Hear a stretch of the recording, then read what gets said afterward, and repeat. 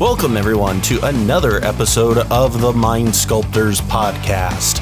I am your host, Callahan. The show is back after taking a little break, and we are kicking things off by asking the never-ending question, is Phyrexia all will be one the set that breaks cEDH? Joining me today to answer that question is fellow Sculpty boy Charles, aka the Mono White Guy, as well as host of the Sadnaz podcast, Adam. We go over 19 cards in this episode, so strap in for a long one. But before we get into that, let's take a moment to talk about today's sponsor, Dragon Shield. Dragon Shield sleeves are the only sleeves that I trust on my cards, and I've been using them for nearly 7 years. Their petrol matte sleeves are my personal sleeves of choice, and if you use our Dragon Shield link to get yours, you will be supporting the Mind Sculptors channel. So go ahead, go into the description of the episode, click on our Dragon Shield affiliate link to get your sleeves today. With all that being said, let's get into today's episode.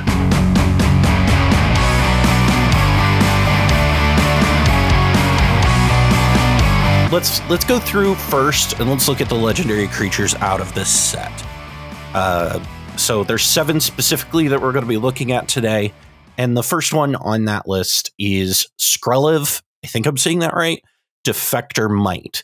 It is a legendary artifact creature with the creature type Phyrexian Mite. It costs 1 white to cast.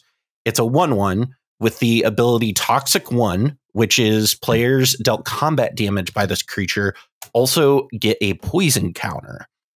It also has another ability that says it can't be blocked, or it cannot block. You can pay 1 white Phyrexian mana, tap it, choose a color. Another target creature you control gains Toxic 1 and Hexproof from that color until end of turn. It can't be blocked by creatures of that color this turn. So, Adam, I would usually throw this over to our guest, but since we do have the Mono White Guy here on this set review, I do think I'm going to throw this over to Charles. So, Charles, we've got a little bit of a mom on steroids sort of card here. What is your take on this card? What is your thoughts on this? Is this going to be a commander, or is this more than likely like a support card? I think this is more of a support card. I actually had a conversation with Hire about this a while back, and when this card first came out, and he asked me what my initial thoughts were on Skrelv or Skrelv. I don't know how you want to pronounce it. The name Defector Mite, by the way, is kind of throwing me off a little bit, because I'm like, does this mean that it's defecting from the Phyrexians, or is it like, I don't know. I don't know about the lore right now. But yeah, like you said, it's a mom on steroids. It does a couple. It's more of an offensive card because it can't block, and the mom effect that it has doesn't protect your creature from taking damage.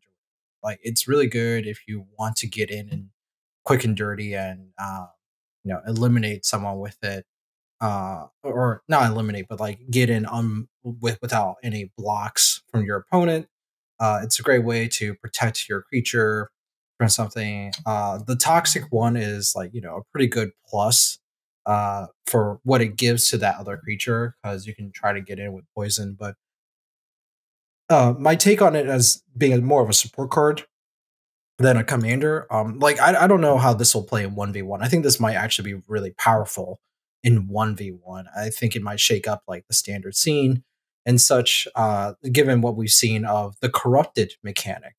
Toxic, I think, is really weak compared to what Infect is. Like, it's nice that you could now do combat damage and Infect damage, but from a deck builder's perspective, like, modern Infect and such, like, they never cared that their creatures going to do combat damage. Right. So yeah, for constructed players, it's not really going to matter. But and likewise here in Commander, we're looking at a 30 poison counter spread, and this is just not going to get there. There will be other cards for it. The wild thing yeah. about that is that people were calling for the rules committee to up how many poison counters you needed. And I was like, guys, it's still 60 poison counters. Do you realize? Or excuse me, or 30 poison counters. That's still so much. Like, yeah, it's a lot. It's just more that, like, for one player, they don't want to be the one that gets like poisoned out. It's 30 for the player who's trying to win with poison or infect, but it's always going to be 10 for the player who doesn't want to die from that. Right. And so yeah, it's a varied experience. But yeah, this is the reason why I'm pretty medium on this card as a commander. Because I think if you're going to run it as a commander, you basically, like, the way that I would think about it is that you want to lean in on the mom effect than the toxic effect. Mom effect is pretty great. You can probably give some creatures with double strike. That'd be cool too. But you don't really have access to like a lot of the stronger cards with poison. Like, you know, we had that blue spell and black spell that's like a common. I mean, that's going to shake up Pauper a bit. That just gives people poison counters, you know? We didn't put that in our list right away. We probably should, considering that, what is it? They're talking about it. And yeah, anyway, I think those cards. Yeah, I think those cards. I mean, we could just add it, but I think those cards have some pretty good value there, and it might even get played in cEDH. I mean, like, we'll see. We'll see what happens. It really depends on, and this is what I told Hire this. It really depends on how good the corrupted mechanic is. Because if you can get a player to 3 poison counters, which, you know, it doesn't seem too hard with Skrelv, right? Then maybe you got something going on here. Maybe you look at the new White Bitter Blossom card and you're like, well, Skrelv's Hive, right? Which we also have on this list. Like, that might be that might be cool. That might be great. Or something. Like, it just really, yeah, it just really depends on how far they want to push corrupted as a mechanic, or how much synergy they want to give to toxic. But in its current iteration, I don't really see anything like at the cEDH level that'll really like make this card like, oh man, this card's a threat. But definitely, of the 99, it's something that like you could run. I mean, I would run this in Yoshimaru, for example. Like, it's another legendary 1-drop. Oh yeah. Yeah. Now, Adam, let me ask you this question, because this is something that, as I look at this card, I think is an interesting thing to think about. Is this card has a little bit of internal tension with it, right? Where on one hand, it has toxic, so what kind of is incentivizing you to attack with it, and it can't block, so again, more incentive to attack with it. But it also has this effect of protecting your stuff and also making them unblockable. So, like, if this is your, you know, let's say replacement for Giver of Runes, right, in your deck, how, like, in your mind, is this a card that you would consider, or how does that like internal tension for you, like when you're looking at this in multicolors, play out? For me, this is your third mom effect, right? You're playing Mother of Runes and you're playing Giver of Runes, and this is the third effect that you want if you're playing those cards already. In my opinion, when I look at this card, the toxic one that it gives to the creature that you're giving hexproof is kind of like, it's no text, right? Because in cEDH especially, I don't think you're getting to the combat step enough where giving a specific like number of creatures toxic one is going to have an impact on the game. So like, to me, this creature is never attacking, and it's probably never blocking because it's dying. And unlike like other like mom-like effects, it can't give itself protection or hexproof. So you, mom's the only one that can, to be fair. Like, Giver of Runes can't get itself, but yeah. So like, you wouldn't be blocking with it anyways. I think this is like the third effect of this that you'd want in your deck, especially because it costs you a resource now as well, right? Because it's either a mana or 2 life. So it's kind of that third best effect that you're getting. But I would treat it just like Charles was saying. I would treat this as another mom effect in your deck if you're looking for more of those effects, which a lot of decks are, and a lot of decks do like that kind of stuff. Giving your creatures hexproof significantly, like it's not nothing, but I also don't like. I think it's kind of just adding to what already exists in the card pool, and that's how I see it as a card. I wouldn't be attacking with it. I wouldn't be. The fact that it doesn't block, I don't think is a downside to the card, because most of the time I don't think you'd be using it to block anyways. Right. Next card on our list is Glissa Sunslayer, which is a 3/3 legendary Phyrexian zombie elf that costs a colorless, a black, and a green. Has the abilities First Strike and Death Touch, and whenever it deals combat damage to a player, choose one. You draw a card and you lose 1 life, destroy target enchantment, or remove up to 3 counters from target permanent. So, Adam, when you look at this card, I saw some people when it was first released kind of talking about how it is sort of a like really good attacker body, especially in like Tymna decks. But as a commander, where do you see this card if it really stacks up on when it comes down to it? Yeah. As a commander, it's really hard to see where this card would maybe find its place in cEDH. For one, the effect that it has like is strong, right? It's got First Strike, it's got Death Touch. It's most likely if it's attacking, it's getting through. And then like the fact that you get the option, it's so modal, like you can do so many things with its effects. There's definitely like a benefit to that.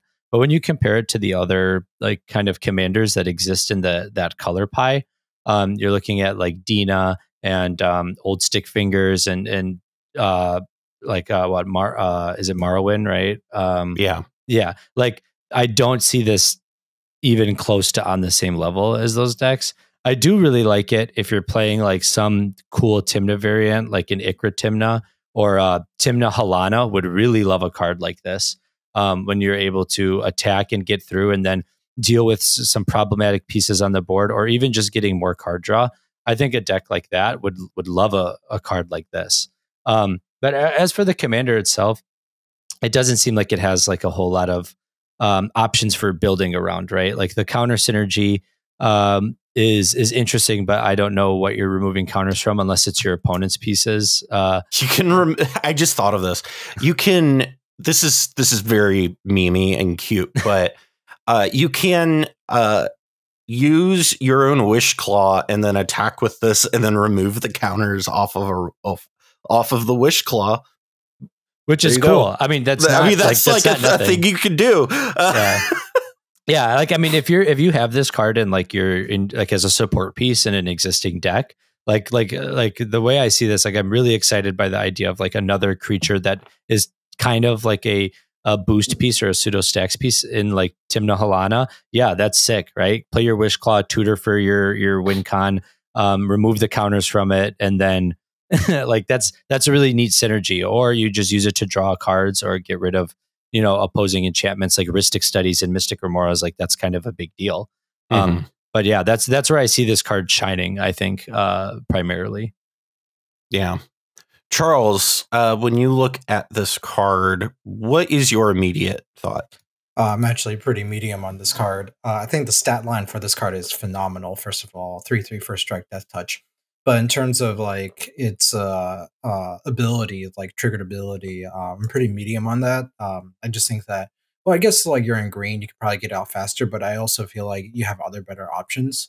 As a commander, I immediately compare this to the other attacking combat-based Golgari commander, which is Hapatra, Vizier of Poisons. And the nice thing about Hapatra is that her second triggered ability, like you could get that off without even having to go to combat, which means that you get more opportunities to do that. And the only color that really can abuse combat is like red or Boros. So you can get multiple combats in. So you're looking at like how often is her triggered ability going to actually trigger? And that's pretty tough. I think that destroying target enchantment is the premium ability that you would want to play her for. the drawing a card and losing a life, well, that's great and all. Like it doesn't, you know, hold a candle to something like Timna or what's the blue tentacle guy? But I think everyone knows what I'm talking about. But yeah, like amongst like cards like Malcolm or Timna, or even like Najila, like drawing a card and losing one life. Like if you are using that for that ability, that you have better options with other commanders that can get you more types of advantage that you would want. So and again, like when you look at something like Hapatra, you could still you have more synergies to work with at an effective like 2 mana rate than Well, there's like a Glissa clear Sunslayer. win in the command zone, right? Yeah. For Hapatra, right? Right. Yeah. Yeah. So Glissa is just kind of weird. However, this isn't to dismiss the fact that if you are playing against Glissa, she will probably kick your butt. Because a 3/3 first strike death touch is like literally no joke. And if you give her trample, that's like really like kind of nasty. She's a hell of a combatant, which is very like reminiscent of her previous iterations. Like if you ever played against Glissa, like I think all printings of Glissa have first strike. yes, they did. I actually played Glissa. She was one of the first cards I had because that's when I first started playing Magic. Actually, Glissa Sunseeker. So yeah, she has a special place in my heart. But like again, as a commander, I just think that like you're immediately going to the play pattern. I think runs up very similar to like what you would see in Hapatra, and then you're just going to look at Hapatra and like, well, Hapatra just does more. But again, this is like the thing that I think like some commander players trip up on. Like, yeah, it's a very medium card, but yeah, if your opponent plays it and they go to combat with it, this is a completely different story now because now it's in play and now you have to deal with it. It's not a it's not a Hapatra, but now you have a 3/3 first strike death touch. Right. And it's like, okay, well, suddenly I let my opponent resolve this, and suddenly they're attacking, and suddenly we're on turn 9 with this in play. Yeah, that's a problem. But we're not on turn 9 because of this card. That's the thing, right? And so just be wary of those stat lines, but also, you know, this is not the card that I would brew first, kind of thing. Right. Well, there is another card that people might brew, and it does have tentacles, and it is blue for you, Charles. And that's Unctus Grand Metatech, which is a 2/4 legendary artifact Phyrexian Vidalcan that costs a colorless and a 2 blue mana. And it has the abilities other blue creatures you control have whenever this creature becomes tapped, draw a card, then discard a card. And it also has other artifact creatures you control get +1/+1. And it has another ability, which is pay for blue Phyrexian. Until end of turn, target creature you control becomes a blue artifact in addition to its other colors and types. Activate only as a sorcery. So, this kind of is a little bit like one of those. I can't remember the name of the card from Adventures in the Forgotten Realms that you're talking about. I can see the art.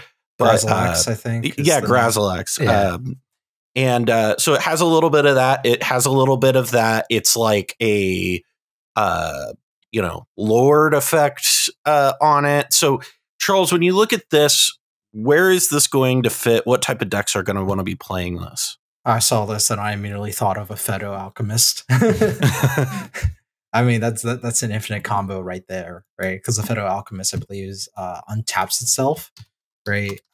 So this is like one of those older Magic cards that maybe some of like the newer players who are only on year 1 of their commander journey have not seen. So this is an Onslaught card. It's only ever been printed in Onslaught.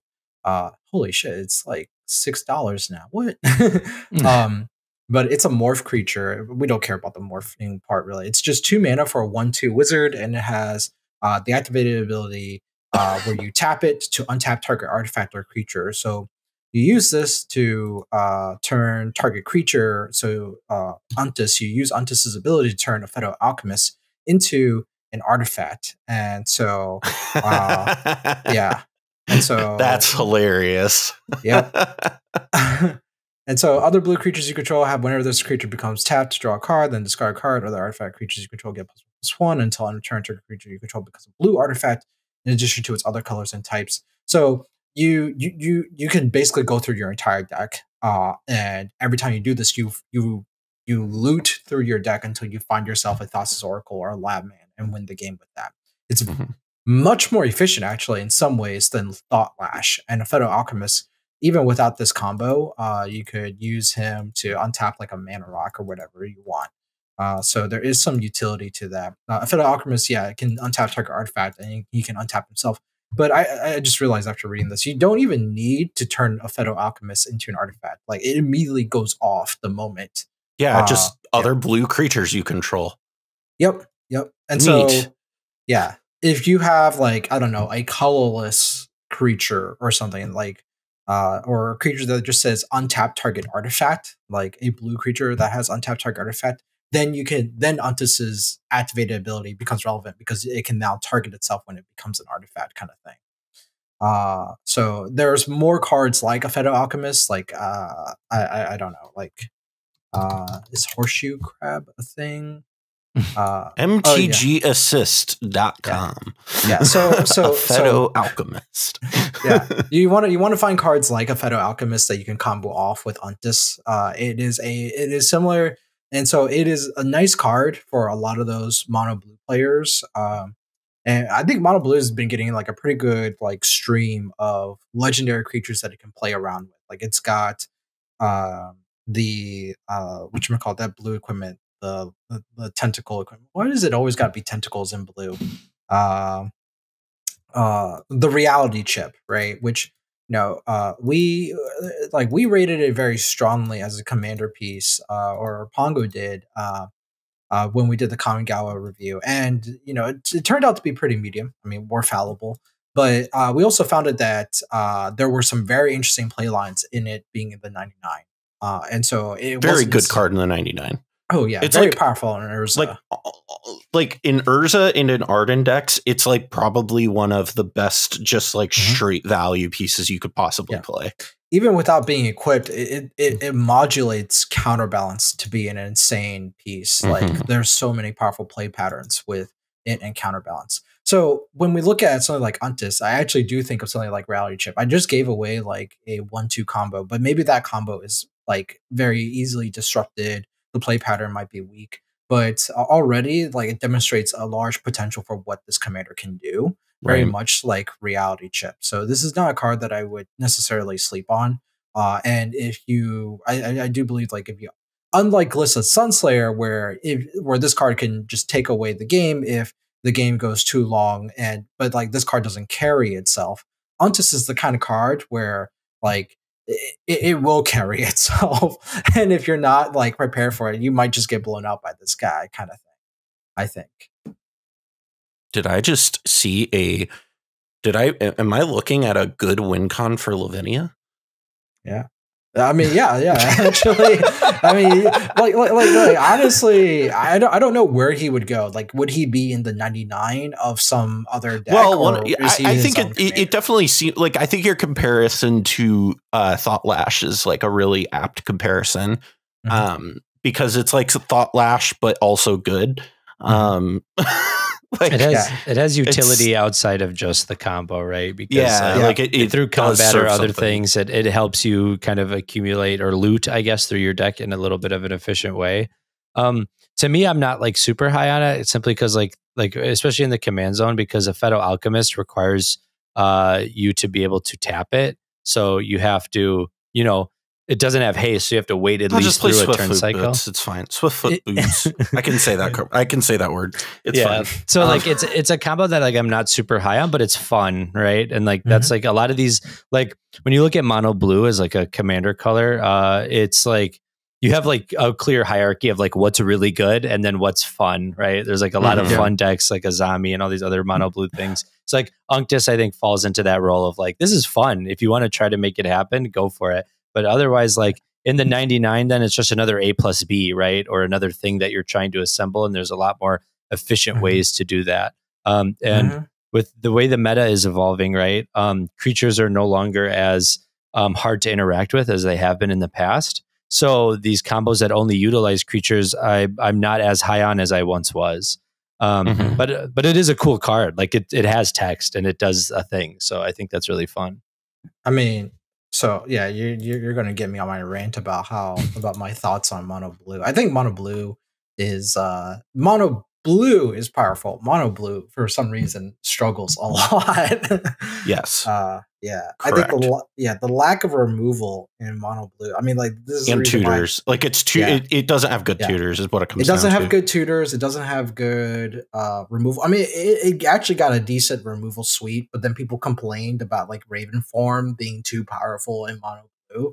When really that was actually like or resculpt. When really that's blue really needed those cards because like it really sucks being the mono blue player and you see a null rod on the stack and you're like, I have to counter it, but if I counter it, I literally let the Grixis player win because it's not my turn yet.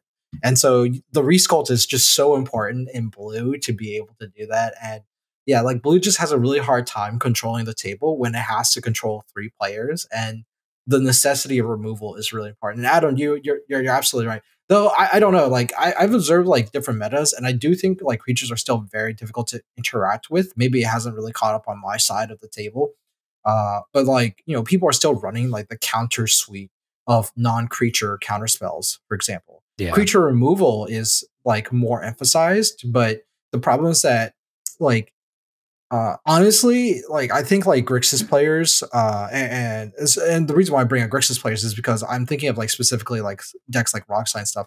Like I think what would be really great is if they had a spell that's like an Abrade plus a negate combined at a really efficient rate, right? Where it's like I think we talked about this on our literally on the last set review when we were talking about what's it called, Defabricate. Where it was like, what would you need to put on this that would make this playable? Yeah, and it was something along those lines. Yeah, because your card slots are like I watched Brian Cook's video about like why you would play Bolas's Citadel over Pier because of the fewer interactions that your opponent has against an artifact spell versus a sorcery spell, and the fact that like one of Bolas's Citadel's like biggest weakness is the fact that you hit a land and you already made your land drop, and so you're kind of like screwed from that. But then he pointed out like, oh, we're running more mana rocks now. It's like, okay, well, so that means no rod is going to hurt a lot more. But then you can run like a braid or like some bounce spell and you'd be much fine. But a braid and a bounce spell are not counter spells. That's the thing. Yeah. Like and the flex. Being able to have flex on that, to have a spell be like, I can counter a spell on the stack or I can remove a creature on the battlefield is what I think like any like combo or even control deck really wants. And we haven't actually like seen something like that. So yes, while there is more removal against creatures and people are running that, it actually, I think, makes certain decks weaker because it compromises what like access the integrity of the deck. Like you have to make concessions and I'm bringing up Brian Cook's video because it's like I can see like his reasoning here is like, like rock size faster, it's deadlier, but in some parts it can become more fragile. And that's sort of like, and I think like any brewer right now in this current iteration of the year has to ask themselves that kind of question. It's not like a mistake to go faster. It's also not a mistake to go like more conservative, but you then have to recognize where your pitfalls are. Like I can't interact with this very easily, or I can win faster is the thing, Yeah. When I see this, the only thing I can think of is those cards like I think of like Hermit Druid and Divining Witch and like what a Phyto Alchemist does for Unctus. And I just think about like you've seen the decline of those decks throughout the years. And like this just feels like a similar effect to that. I think that there's a Magna, are we just going to call this like the Magna effect, like a Doppler effect of like the fact that people are going to see Magna effect. Yeah. People How does Magna combo with this? They're just going to see. I think like someone's going to walk into a tournament. They're going to see a Phyto Alchemist and nobody's going to interact with it. And then they play Unctus and nobody's going to put 2 and 2 together and then they just win. And then after they see it, and then after once the person, they see it, they'll get it. Yeah. It's a or the brewer's Cody advantage effect for sure. Yeah. Next card on our list is, oh my gosh, do we have a new Godo on our hands here? It's Urtet, Remnant of Memnarch. It is a legendary artifact creature Myr, however you're supposed to say that costs 3 colorless mana. That's a 2/2 that says whenever you cast a Myr spell, create a 1/1 colorless Myr artifact creature token. It also says at the beginning of your combat, at the beginning of combat on your turn, untap each Myr you control. Myr, whatever. If you're in the comments, fuck it, like going over my pronunciation of it, you can fuck right off. You can also pay Wooburg, tap it, and put 3 +1/+1 counters on each Myr, whatever you control, and you can only activate during your turn. So we've got a new. I mean, this is basically Cody, right? Like just generic 5-color. Because this is Golos. This is Golos, baby. Yeah. No, I mean this did get. I mean, it's $33 fucking, right? Like, well, this is like a really fun like commander, I guess. I mean, for one, okay, I'm of the camp that I think that if you put 5 colors on any card and make it castable, it's viable, right? Because just like 5 colors suite is so powerful and so strong. But like I don't think Urtet is like broken, you know. I don't think we've busted the format wide open. We made Myr Battlesphere so good. Well, there's a lot of actually like mirrors can be surprisingly powerful in like CD. I mean, like Winota was playing mirrors for a long time, right? Because they're like creatures that tap for mana. Ian's is still on like Gold Mirror and stuff like that. Yeah, like there's good mirrors. Like if you wanted to try to make mirrors viable in cEDH, they all tap for mana. So like, you know, if you like Dorks and like this is 5-color Dorks and you get to like do a bunch of broken stuff and inherently with 5-color, then yeah, that's awesome. And it's castable. It's 3 mana. If you consider the fact that like decks like Najila or decks like Malcolm pride themselves on turning on all your free interaction, like there's stuff to do here, right? You're playing an artifact centric strategy. You dump your hands out, get your Urtet on the battlefield, and then you've unlocked your Fierce, your deflecting SWAT and everything else. But also like, what are you doing with it? Like, it's just like it's like a Tog, right? It's just 5-color for tribal. Is this the Charles? Is this the? Are we rebuilding Golos stacks with this? No, because we can listen. You can Mishra's Workshop this out. Like you could use your Mishra's Workshop. All I'm looking for is an excuse to play Mishra's Workshop in a deck. So I'm actually much higher on this card. I think this card might actually be very, very powerful. I think that there's a lot of combo lines actually with this. When I saw this card, I immediately thought of Myr Retriever. By the way, I played in the original Mirrodin, and I actually know the pronunciation of this card because I actually read the developer articles. Myr comes from the word Myrmidon, which the definition is a follower or subordinate of a powerful person. And in the lore, Myrs were servants of Memnarch, which is why this is the last remnant of Memnarch. And so Myr was short for the term Myrmidon, in case anyone wanted to know. It's a really random factoid. I can literally hear Rebel like screaming in the back, like, how do you just know these things? What I imagine is as we're having this conversation, Charles's brain is like, oh, yes. And it's just like this big bookcase with like all the like little file, like these sorts of things.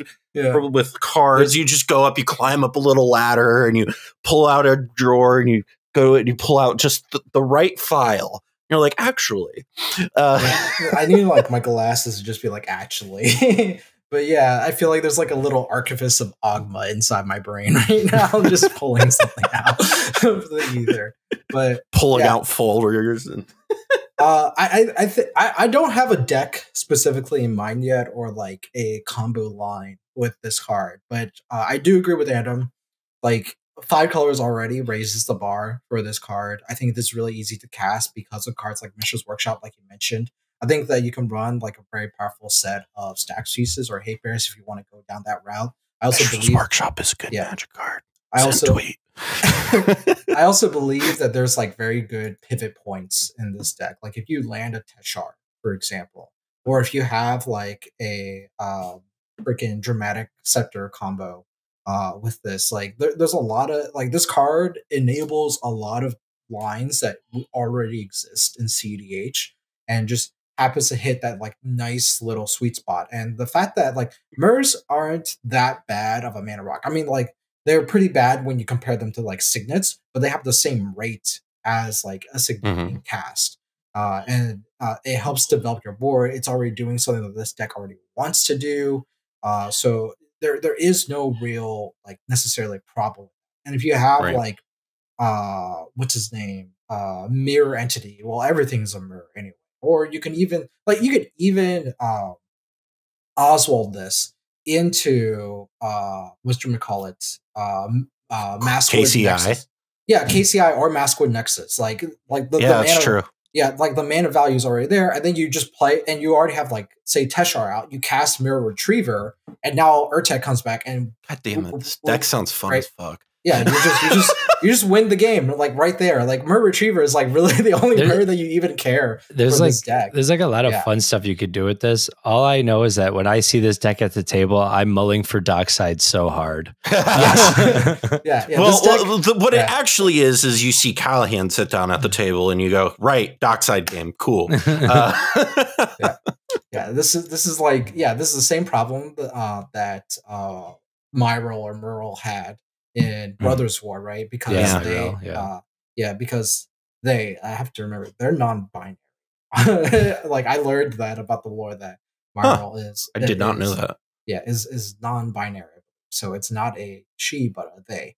And so Myral's, I had like someone lore fact check me if I'm wrong, but that's what I've been told. But Myral is makes artifact soldiers. Charles over here.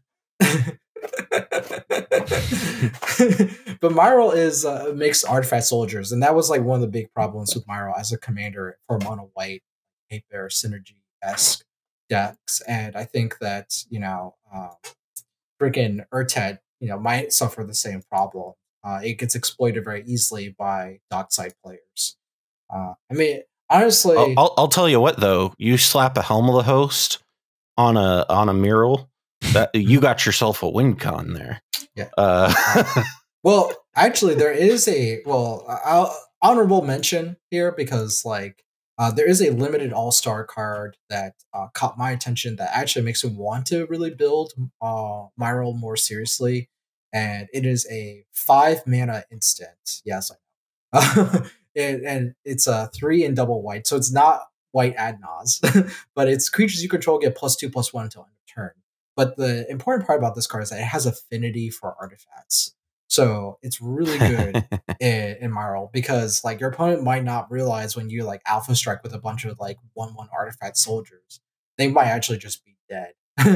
It's called Plated Onslaught, by the way. But yeah, it's not really worth mentioning other than in a Myral deck because I really can't see it get played elsewhere unless maybe you're Winota and you have a bunch of artifact creatures. But yeah. The next card on our list, I do know we have talked about is another fun little Helm of the Host situation, which is Mondrak Glory Dominus, which is a legendary Phyrexian horror that is a 4/4 that costs 2 colorless and 2 white. And you had posts about this on Twitter, Charles. Yes. And this is if 1 or more tokens would be created under your control, twice that many of those tokens are created instead. It also has the ability of 1 colorless, 2 white Phyrexian, sacrifice 2 other artifacts and or creatures, put an indestructible counter on Mondrak. So you had posts about this on Twitter, and I don't even remember what the post was about. All I remember was just seeing that and being like, what happens when you put a Helm of the Host on this? So yeah, that was you and Phoenix, and I said, yeah, that would be the dream. I just don't think it would happen often. I think in Arden it could be very easy to pull off. You drop this, you drop Helm of the Host, isn't that hard, especially if you drop a Mondrak and nobody's thinking. Like, they might just be like, what? And then you drop the house and it's already too late, kind of thing. But so I was talking to Ryan on Playing with Power about this, and this is like, it wasn't recorded anywhere. But I do, and I haven't said this yet, but I do believe this card is actually better than Elesh as a commander. And wow, that might be a hot take. And this is me as a mono white player. Like, I think Elesh overall is a very powerful Magic card, and we'll talk about her. That's going to be our cold open, is you saying this card's better than Elesh Norn. Elesh Norn. Yeah, it's better than Asterisk is better than Elesh Norn as a commander. Yeah, and that's the thing. Like, if anyone's like been playing mono white for a while, one of the things that mono white suffers from is not having a solid sack outlet. This is a sack outlet in the command zone. Think about a mono white commander that has a sacrifice ability, like an activated sacrifice. Like, this can go into things, and like it doesn't have something need. It doesn't need to be. It doesn't need haste or anything. Like, you can use it immediately. Exactly. Also, you need $55 for this card. Yeah. I mean, like, because Anointed Procession is like a casual all-star, and this card does that. It doubles your Smothering Tide triggers, but it has some really powerful play patterns with like traditional strategies that I've played in mono white, like Urza's Saga. It makes 2 constructs, which is insane. Like, you couple that with Smothering Tide, and those constructs get like crazy, stupid big, really fast. Like, they hit harder than Sarah Ascendants at that point. And if your opponent tries to dog side, you can always just respond by sacrificing, right? Like, you have control over your board. You don't get blown out very easily because of the sack ability. Like, the sack ability is not something to sleep on, essentially. This is why this card is interesting. It wasn't actually the replacement effect because, again, like a lot of people will point out, you already have Anointed Possession. But the fact that it is from the command zone, a consistent sack outlet. And the fact that, and people have made this argument, like, yes, there's already Anointed Procession, but this is Anointed Procession from the command zone. That means you never have to tutor for it. That means you can play an Academy Rector and immediately pop off with this, right? In mono white, that's like crazy because Academy Rector is really hard to kill. Oh, that is a sack outlet for Academy Rector, huh? Yeah, exactly. This is why this is stronger than Elesh Norn, because it's doing something that white wants to be doing that is a premium in mono white. Whereas Elesh Norn is doing something that white already has. And the hard part about, and we can, I guess, segue this over to Elesh Norn, but Adam, I'll make you say your piece about Mondrak. Yeah, I know. I mean, I agree with a lot of the points that you said. Like, the fact that you have the sacrifice out of the command zone is very, very important. I had a thought and it's escaping me now. But like that, was it a $55 thought? Oh no, that's what it is. This enables you to also be able to combo in mono white, which normally it struggles with because you're trying to combo through your own stacks pieces a lot of the time, which means you have to make the sacrifice of playing a combo that can either go around your stacks pieces or not playing stacks pieces because of your combo. Whereas this lets you play those quote unquote non-bows because you have the ability to remove the pieces that you need gone in order for you to win the game, which is a huge advantage to mono white. So basically now you can play an artifact centric strategy and still play the null rods, right? And by doing that, you can get rid of it when you need it and then be able to pop off and go off. So this might have more utility in other decks as well, but in the command zone, it offers you a lot more flexibility in mono white.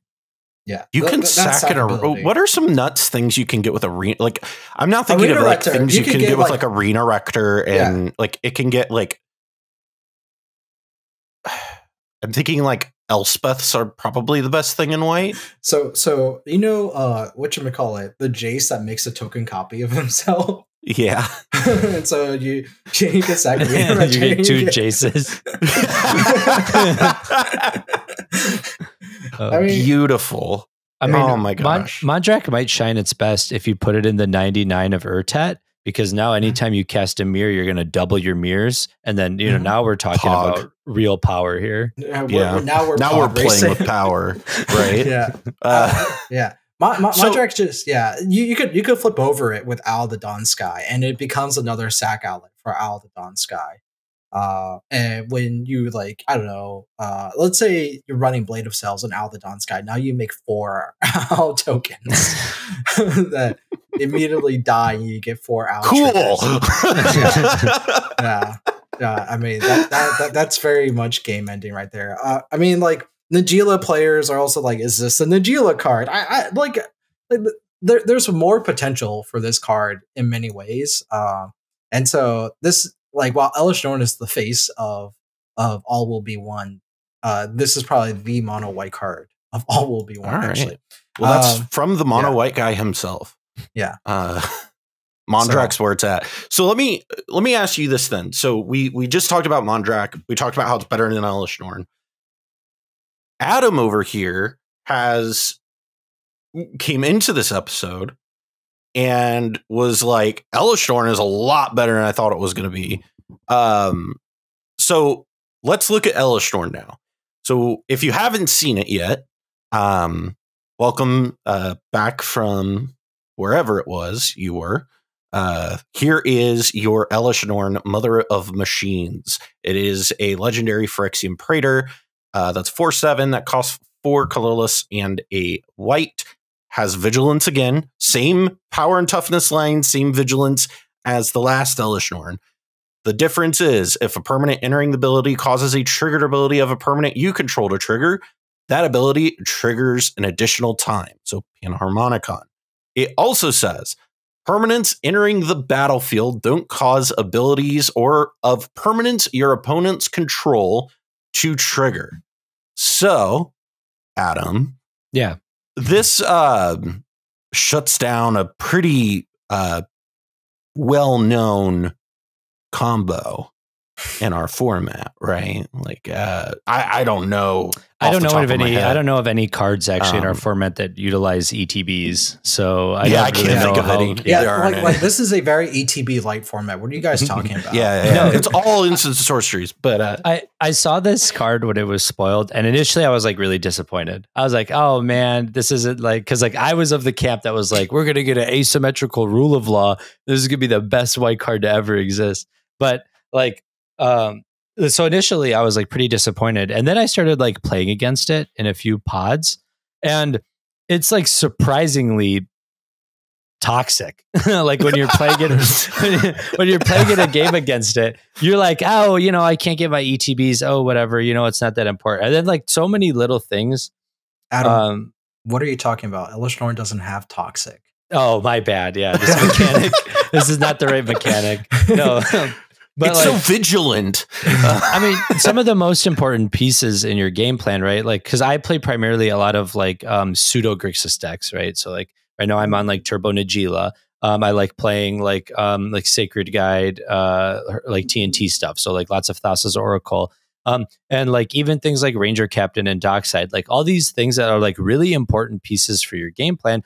A lot of like the subtleties of them or the main effect of them just get shut off by this card. And it's only you, right? It's like the other person gets to benefit from ETVs, and you're just sitting over here kind of like, you know, I have to get rid of this Elesh Norn to do my Thoracle combo. So now I have to try to go off with Breach, or I have to try to pivot my game plan to something else. And even when you get to Breach, it's like I need to find a way to get rid of the Norn in order to still win, because at the end of the day, you have to win with Thoracle, right? And so there's like, so it becomes a problem inherently that demands an answer from a majority of people at the table. And even like cards that you like aren't as important as those like Dockside Extortionist and Thoracle, like a lot of cards still get affected by ETB effects. And so it is like pretty oppressive. And like for a stacks piece, like initially it's not a threat at the table initially, right? Like you're not going to hard counter an Elesh Norn when someone puts it on the stack. But once it's there, it's like definitely like in your way. And I think that's like a huge advantage to it, because something that's like really important is if you want to implement your game plan, your spells have to resolve in the first place. And this card doesn't initially like demand an answer, but down the road it does. And it's once it's out, it's really hard for your opponents to like to start to deal with it. Yeah. It's interesting because like when I saw this spoiled, I was immediately like, oh, well, this is an Arden card, because that not only does it double up your Docksides, it doubles up your Stoneforge Mystics. It's doubles up your what is it? Fighter classes double up from this, which is nuts. Like there's a surprising amount. It doubles up your Godos, which is funny. Which can protect your Godo combo. So like it doubles up a ton of stuff, and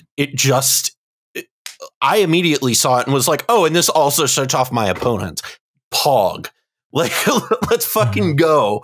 But so Charles, you don't like this in the command zone. You are more of a fan of this as a card in the 99. Am I correct? Yeah, like you mentioned with Urtet, I think this is really powerful in decks like Urtet. I think this is really powerful and like a lot of mid-range decks that can hit that 5 mana sweet spot and be okay with it. Like I think like even in like even like in Winota, like might like this card. It really depends. 5 is a lot to ask for in Winota, I think. But you know, that body, I mean like 4/7. I'm not talking about oh, that body! Wow, I mean, that. Like that was Norn. Hey, that's a big boy, big booty, Elesh Norn. I mean, holy crap! Like a 5 mana force. I mean, like this is the same stat line as the other Elesh Norn. Like, why do they? And it's like splashable, easier to cast. You could even possibly pod into this too. Like, it's just really dumb. I mean, but like but every time I think about like what you would do with her, like it often involves more than one color. In mono white, you have tons of Torpor Orb effects already. You don't have many Panharmonicon effects, and the problem with a lot of like the Torpor Orbs in white is that they are symmetrical, so they would literally shut off like the first replacement effect that she has. That is the Panharmonicon effect that you want to have. She is very oppressive because the counter strategies that a lot of people have played against Torpor Orbs in the past, or at least for me in like my mono white decks, have been to use cards like Grasp of Fate to shut out like someone's Torpor Orb, so then I can like play my own removal or like my own win cons, etc. And she just shuts off those even, right? In limited, she is insane. If you get this in your, because when we go to Magic 30, I'm going to be probably trying to hit up some Phyrexian drafts, and if I get this in limited in my pack, I'm like, all right, I know my strategy. I know what I'm doing. Let's go. It's cool that you said that. Like you might be able to pod into it and stuff. Like a deck that I think that like would really benefit from this is like a lot of people are brewing with Joda and like Rocco. Or even Rocco too. Yeah, and just like when you're able to get this card out from like in a tutorable state where it's not really costing you a lot of resources, like especially if you're playing like a stacks oriented strategy.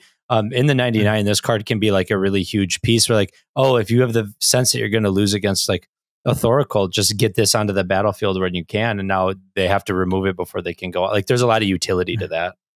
Yeah, I mean, like especially like green X decks that can like instant speed put a creature on the battlefield through Chord of Calling or whatever. Like this is not a difficult feat, honestly, to accomplish. Also, by the way, Callahan, now that you mentioned limited, Glissa Sunslayer, I think we'll give Elesh Norn a run for her money in limited. This limited format's going to be bananas.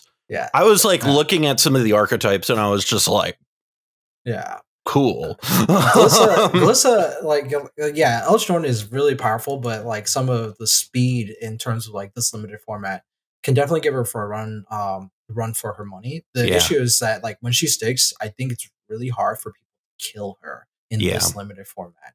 Because a lot of the limited removal, at least from like the white side of things, is just ETB removal effects, and she's just like, nope, not today. LLJK.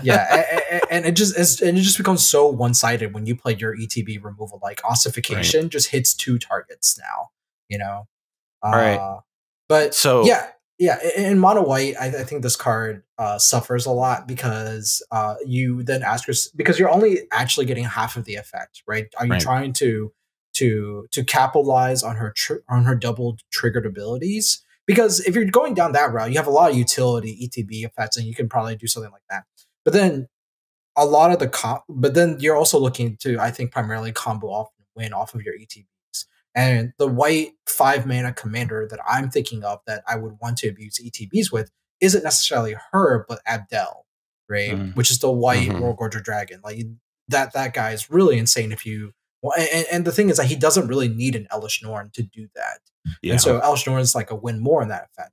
And if you're like thinking, oh, well, she's a Torpor Orb for the command zone, is she your only Torpor Orb from the command zone? Right. Because then she's literally a moving target. Like you can have games king made because that's the only Torpor Orb that you had and you relied very heavily onto her. But if you're running more than one Torpor Orb effect, then that means you're also not looking to capitalize on her first replacement effect, and you're not really looking to do any ETB shenanigans. So let me ask you this, Charles. Do you think it would be good in a deck that the commander has a really good ETB where it looks at 10 cards, maybe? Like our next commander. I was like, I was a little which confused. is Atraxa Grand Unifier, which is in a standard legal set. We have a standard legal Atraxa. It costs 3 colorless and sans red to cast. It's Phyrexian Angel, Flying Vigilance, Death Touch, Lifelink, and is a 7/7. And it says, when Atraxa enters the battlefield, reveal the top 10 cards of your library. For each card type, you may put a card of that type from among the revealed cards into your hand. Put the rest on the bottom of your library in a random order. And it, not to get too deep into this, but it did reveal, it does say in its reminder text, artifact, battle, creature, enchantment, instant, land, planeswalker, and sorcery are card types. Mm-hmm. And we don't have battle card types not yet. Yeah. So I guess we're getting battle cards. But other than that, so the immediate thing a lot of people see with this, Charles, right, is I kind of teased this a little bit with the doubling effect that Elesh Norn has, but really, a lot of people have been looking at this with Food Chain, and this kind of evokes some things around Niv-Mizzet Reborn, the 5-color one, is what it really reminds me of. But it does kind of make itself a little bit better, though. When you look at this card, where does this kind of rank in being a commander for you? Do we finally have a cEDH viable Atraxa? I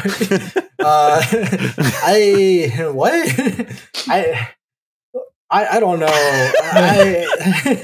This oh my god, I feel so gatekeeping and elitist right now to say that this card looks like a casual milquetoast card. I was gonna say the flavor or the reminder text of battle is because this card is for battle cruiser match. Oh my gosh. Well, if anyone thinks that it's cEDH viable, go for it. Also, yes. I want to say this real quick because about Elesh Norn. I had a similar analysis, I think, of Owl the Dawn Sky, where I was like, I don't know how this card is going to work. It wants to do a lot of things, but it can't seem to pull off any particular thing that it wants to do. There were other cards that will just do it better. And then I ended up building like a cEDH Owl the Dawn Sky deck that did decent. And Elesh Norn as a mono white commander possibly could be like that. My analysis could be off. It really, like, I just think that you would have to lab a very specific play pattern to make her work, a specific strategy. Now, so yeah, Atraxa, I might actually say the same thing, but less confidently, because like it's 7. Like, so when you look at the 7, so actually Sinestra and I have had this conversation before about the 7 mana threats in this format. Toxrill, the original Elesh Norn. Is Coma? Yeah. Like when you, it's not that the 7 mana cost is daunting. It's just more the fact that, again, we want to compare to things that already exist because it basically bargains at that rate, right? And you're looking at more colored pips to utilize. Like Coma was already kind of expensive, but you can often like Eldritch Evolution into it rather easily. Elesh Norn was actually easy to cast. So was Toxrill. Right, Toxrill was like probably great because you can even ritual into that. But Atraxa, four piss, and there's no cost reduction to it, and the effect I think is just rather like I said, milk toast. I mean, it's better than like this is kind of my thought process on it is because I look at this and this is obviously like if you are a fan of the show, you are aware I'm not very high on food chain. I think food chain's a pretty like bad mechanic to be on right now. As Charles just, leaves us. But like for the way I look at this, Adam, is it looks like it's a little bit better than 5-color Niv on the it isn't as build around. So it's going to get you more cards per like iteration of the food chain combo, which is good. So you don't have to build specific piles to make it work. You can just kind of play a sans red mid-range deck with food chain and have like a way to get like good cards into your hand. The issue I have with this is if you're playing food chain without red, why?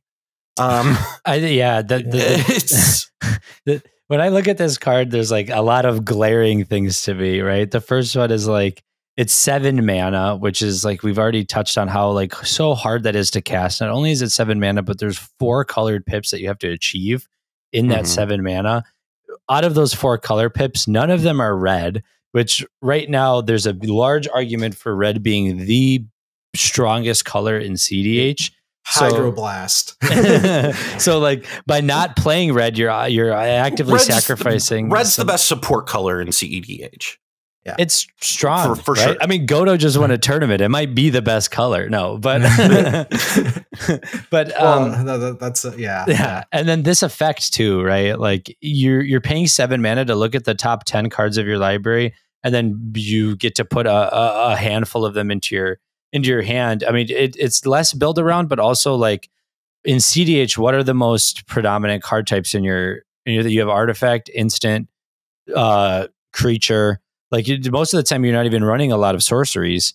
So like you maybe are looking at this will get you 3 cards on guaranteed, average. Probably, yeah. Like on average, this will see 3 cards because like it hits all card types. So I just wish it cast those cards. Like put it onto the battlefield or cast it. Yeah, I don't know. I look at Atraxa, I'm just like, I'm a little disappointed. It feels pee-pee poo-poo, I will be honest. I think it is. So my initial analysis of it was, this is worse than Niv, and we've already decided that Niv is bad. I don't know that it's worse than Niv. I think if I were going to decide to play this, where I would start is looking at how Sultai food chain plays. Specifically looking at where is it? Sidisi, Brood Tyrant. Because I used to play Sidisi food chain, which is like it was literally like an oops all combos deck. Like this was back in the Flash days where it had Flash Hulk in it, and so you could flash and win on top of people, and it had a Gitrog and Gitrog combo in it where you could flash for Gitrog Monster and Putrid Imp and do that on top of people's win cons, which was really fun. I mean, but there was though, you have Ukima Kazur, right? Which is like almost like undeniably like one of the best food chain decks like that you could be playing. Right. So like, I don't know. I feel like when you look at Sultai food chain, like I think I won't get too deep into that, but I actually think Sidisi is significantly better than Kazur. I think those are really overrated, and Sidisi's where you should be at if you want to play Sultai food chain or food chain in general. TBH, I like Sidisi a lot, but so for people who are like defenders about the ETB, I totally get it. I think that real quick. If you land this at a table, this is very much like, I think similar to like Glissa Sunslayer. No matter what our take is, if you see this at a table and it actually lands at the table, you are really, really, really screwed by this card. Like at minimum, it's going to hit you in the face really hard. And then it's going to sit there and still be able to block. Yes. Like, it's just more the fact of like, when do you get there, what your opponent plays against this, right? And if your opponent doesn't play anything against this, then like or the best that they can do is play Skrelv or something, or like they even play like Elesh Norn later, and like you're like, I don't care. You have a 4/7 vigilance. Come at me, bro. I have a 7/7 flying vigilant death touch life, like the keyword soup. It's So at the fundamental level, like if this lands on the battlefield, it is an big problem kind of card. Right. It's just more the fact that like your opponent, like if your opponent is like playing to parity with you, like you play your big fat 7-drop, I'm going to play mine, which is Peer into the Abyss, right? Like that's sort of like what people often think about and compare. And this is really important, is that like we talk about this in a vacuum, but like in the reality of things, it's not like you play Atraxa and someone else plays Peer into the Abyss. Sometimes you play Atraxa and the Peer into the Abyss player can't cast Peer into the Abyss because there's a Thalia at the table or something like that. Right. But now you're winning in a way because of other cards in play, not by this card in virtue of itself, kind of thing. And when you look at this card's effect, right, a lot of people, the critics, I guess we are the critics here, will say like, well, there are other 7-drops that could help you win more for doing those things. It is not that like this card is like terrible, unplayable, abysmal, or whatever, right? It totally is playable. It's just more the fact of like, when from a competitive player standpoint, it's like, well, like if I want to play a 7-drop, not saying that 7-drops are unplayable, because we literally listed like 3 already. Like Kodama, I mean, not Kodama, Kamal is like an 8-drop. It's just more the fact of like, those are the things that we are comparing to. And those are much easier to cast because of like the less pip intensity stuff. And, you know, like take Callahan's word for it. Like, you know, you want to think about what angle you want to play this card to make it useful that the other cards can't do. So if you want to try and make the cEDH playable, that's sort of like my advice about that. I think, let me put this out there. Like I am memeing on this a little bit, but like I do, like it is not like, it's obviously not amazing, right? And I don't think it's even necessarily I think it's fine. If that, like, I think if this sat down at a table, first of all, it's a blue and black deck at the table. You automatically need to respect it. But like, this will be I think wherever on our tier list that we did this year, wherever I rate the first sliver, and wherever I ranked Sidisi and Khazar Ukima, put this solidly in the middle there somewhere. And that's my opinion on this card. Is I don't think you should be playing Food Chain, but if you're going to, and you don't want to do red for some reason, this isn't a bad option. So like that's I don't think this is completely unplayable, but like I don't think that this is like the best. You're gonna see it somewhere. Somebody's gonna build this, and somebody's gonna play it. I might build it. Hell, just because I secretly really like Food Chain a lot, even though I hate on it so much. But I hate on it so much because I know how bad it is. But so, all right. So we've talked about the commanders. Let's get into the 99 of this set. And we're going to start off with the Planeswalkers. And the first Planeswalker we're going to look at is from the Coalition, our second printing of this character. And it's Tyvar Jubilant Brawler, which is a cost 1 colorless, black, and a green. Has a static ability that says you may activate abilities of creatures you control as though those creatures had haste. Its +1 is untap up to 1 target creature, and it has a -2 that says mill 3 cards, then you may return a creature card with mana value 2 or less from your graveyard to the battlefield. And it has 3 loyalties. So, Adam, when you see this immediately, it says mana value 2 or less.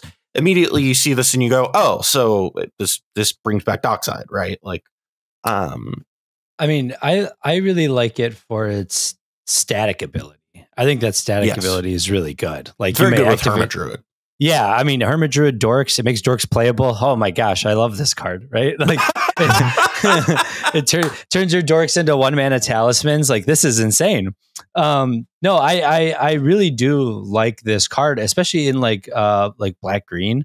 I think there's like a lot of cool stuff you can do with it. And like, yeah, mill 3 cards, you may return a creature card with mana value 2 or less from your graveyard to the battlefield. It'd be better if it could like bring your Hulk back or do something like in that regard. But it's still like not insignificant. And you're probably going to like initially like this Planeswalker isn't coming down, and then you're gonna always be -2ing it, right? There's opportunities where you can go up on like not go so far down on mana with it by untapping another creature you control, untapping a mana dork, things like that. It has a lot of playability, and then when you need it, that -2 is always there. And it helps you dig if you're looking for some type of answers and things like that. So I actually really like Tyvar as like a 3 CMC Planeswalker. Like, that's not bad at all for what it's doing.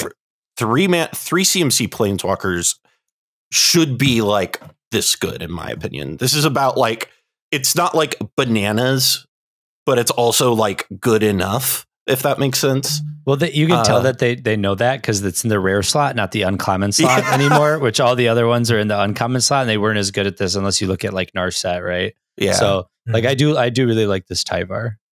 Now, the one thing that I think immediately, and I is like, Charles, if you're Rebel, is this going into Sisay? Like, I feel like this is bananas good in Sisay Gigantha, right? Like, dude, I'm looking at like Glimpse of Nature with this guy. But yeah, like I mean, like this I agree with Adam. This card is stupid good. I also Tyvar story wise has badass. Yeah, dude, he got like so my mentor literally called me to tell me about the story, and it's like, yeah, Tyvar just had like a Giga Chad moment.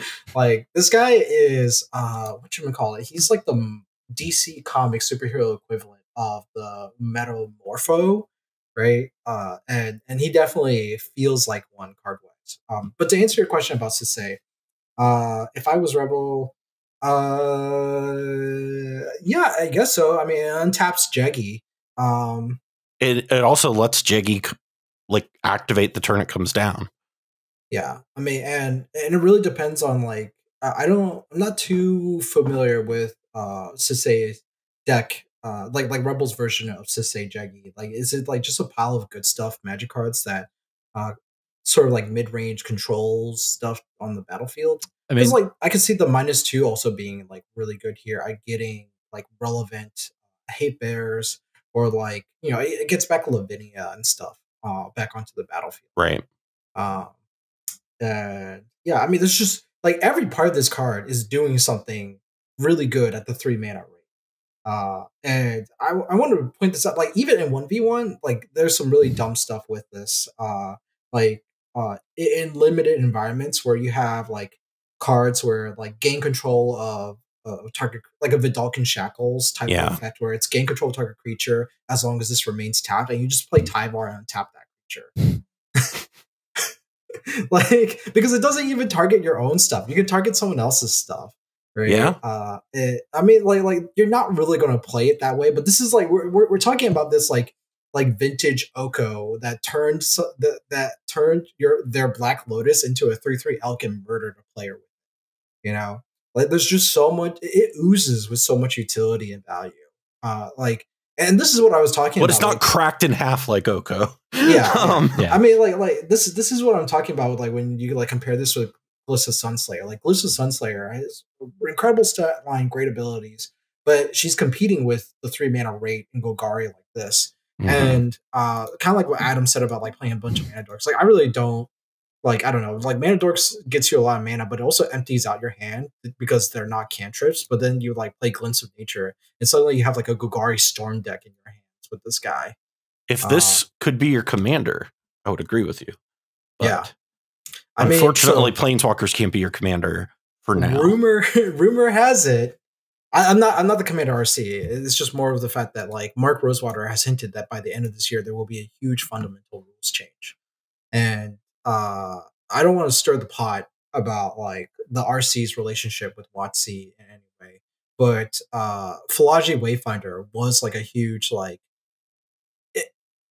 I don't know how to put this kindly, like a game designer middle finger to the RC rules about like color identity when they printed Phylogeny Wayfinder as a multicolored mono green spell. Like you could play a multicolor spell in a mono green commander deck with Phylogeny Wayfinder, and that was them in many ways circumventing the rules of commander.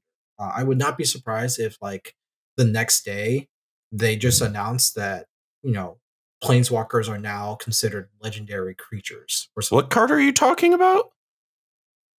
Phylogeny Wayfinder? Yeah. I think it's Phylogeny Wayfinder or Wayfarer. Yeah, it's Phylogeny Wayfarer, my bad. So yeah. This is the card that didn't shake up the cEDH scene at all, but it did shake up a lot of like the commander scene in general, right? Because it was a multicolor spell that counts as a mono green spell in terms of commander identity. So you could actually play this in mono green decks, and it works with things like Quirion Dryad now because this just looks weird. Yeah, I was just like, this looks beyond my comprehension. This like, just looks dumb. Yeah, this is basically like a foreshadowing that like I'm predicting in terms of like the future of Commander, that we may players who have always wanted planeswalkers to be legal as commanders may actually get their cake one day and eat it.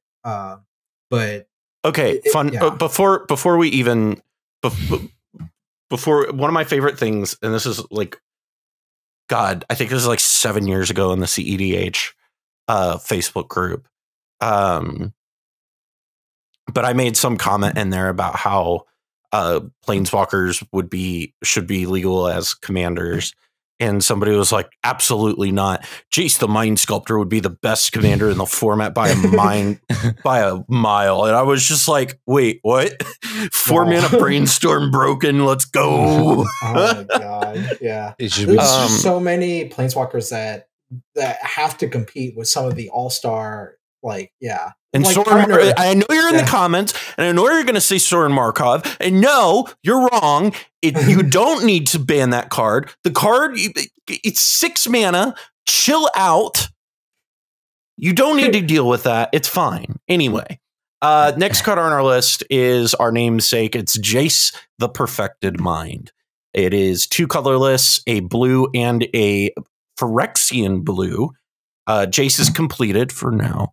I don't expect that to stick. He is 5 loyalty and has a +1 that says until your next turn, up to 1 target creature gets -3/-0. Has -2 that says a target player mills 3 cards. Then if a graveyard has 20 or more cards in it, you draw 3 cards. Otherwise, you draw a card. And it also has a -X of target players mills 3 times X cards. So at first you look at this and you go, this is another average Jace card. Woo. Awesome. And then you kind of look a little bit more and then you realize, oh, this is really good with Breach. Because this is like a brain freeze that does things outside of being a brain freeze. So, Charles, when you look at this card, how do you think this is going to land in the community? Like, is it, like, I saw a lot of people talking about it as a brain freeze replacement. Like, do you think it falls there, or do you think it's not exactly that? Yeah, I think Brain Freeze is better because it's 2 mana. It's an instant. You could actually just use it to kill someone off of their own draw if they're storming off. But this does make certain lines easier because you just immediately play for 3 minus 3 it, and immediately you're netting positive on Jace. Like that minus X is really, really powerful.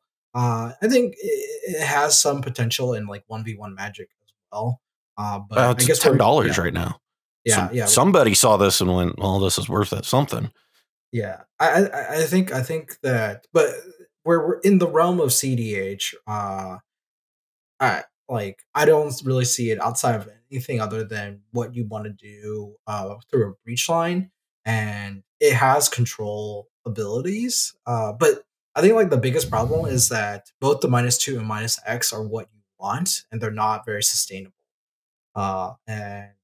And so for a control player, like I don't really see a large value with this card, unless if you're trying to like combo off with it. And if you're looking at it from a utility standpoint, I think Brain Freeze still does more than Jace in that regard.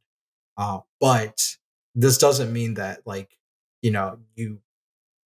why not both? Like yeah, like you could literally run this, and I don't think it hurts too much unless if you need to find spots to cut. It's like one of those kinds of cards where I think that it's going to be like, this is almost good. And if you just run it, I don't think you feel it hurting you really, unless if you want to run another card that's different from Brain Freeze or Jace, like I don't know, say Shieldred or something, right? Because it fills up the same. Like I said, it fills up the same slot as Brain Freeze, and I can't really think of it being used other than what you're using Brain Freeze for as well. Because the other abilities are not too relevant, and when you look at the other abilities, you also think like, well, I could do better. I mean, like 3 mana also gets you Rhystic Study, and like sure, the -2 can get you like 6 cards out of your deck, but that's only when you have like 20 or more cards. It can also, I mean, it gets you 4 cards out of your deck. Yeah, it could also get you 4 cards out of your deck as well. But again, we do have 3 mana draw spells, or spells that already do that, and like appear to whatchamacallit, the blue Dig Through Time in some ways. Like people like that even more than this. And there were like Dig Through Time variants as well. I love love a good old Dig Through Time. Gotta tell you. So I'll tell you what, the Jace fanboy in me is just tickled to death by this card because it evokes my favorite Magic card. With Jace the Mind Sculptor. Like it's the same posing. The Phyrexian text is referencing that card.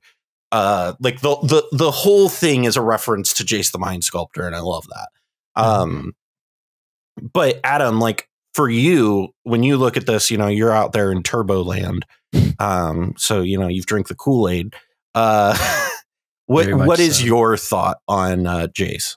When I see this card, I think it's a 3 mana mill 15. That's like the big thing that I see like coming out of it, right? Is like most of the time, if you're going to utilize this card as a Brain Freeze effect, you're going to use it the turn it comes down, which is not insignificant. Like when I have a Brain Freeze sitting in my hand, a lot of times, like if there's 3 spells put on the or 4 spells put on the stack or whatever, I'll cast my Brain Freeze to be that 5th spell because a mill 15 is like good, right? Like you mill 15s, the odds of you hitting some of your pieces in your graveyard are really high.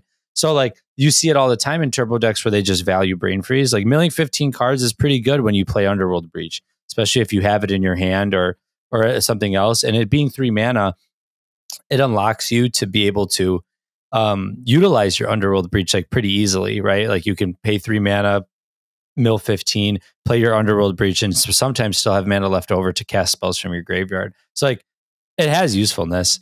But like you guys kind of alluded to, the other abilities aren't like to write home about. Like there's mobility, right? Like it does more than one thing. And like the -2, like there's a good amount of times where that is going to be a draw 3. But like its best case scenario is definitely the -X. And like the more that the meta evolves, the more creatures I see. Not for any inherent reason other than just like the creatures keep getting better and better. And like there's a large influx of more and more Tymna variants. So people have more creatures, have more attackers.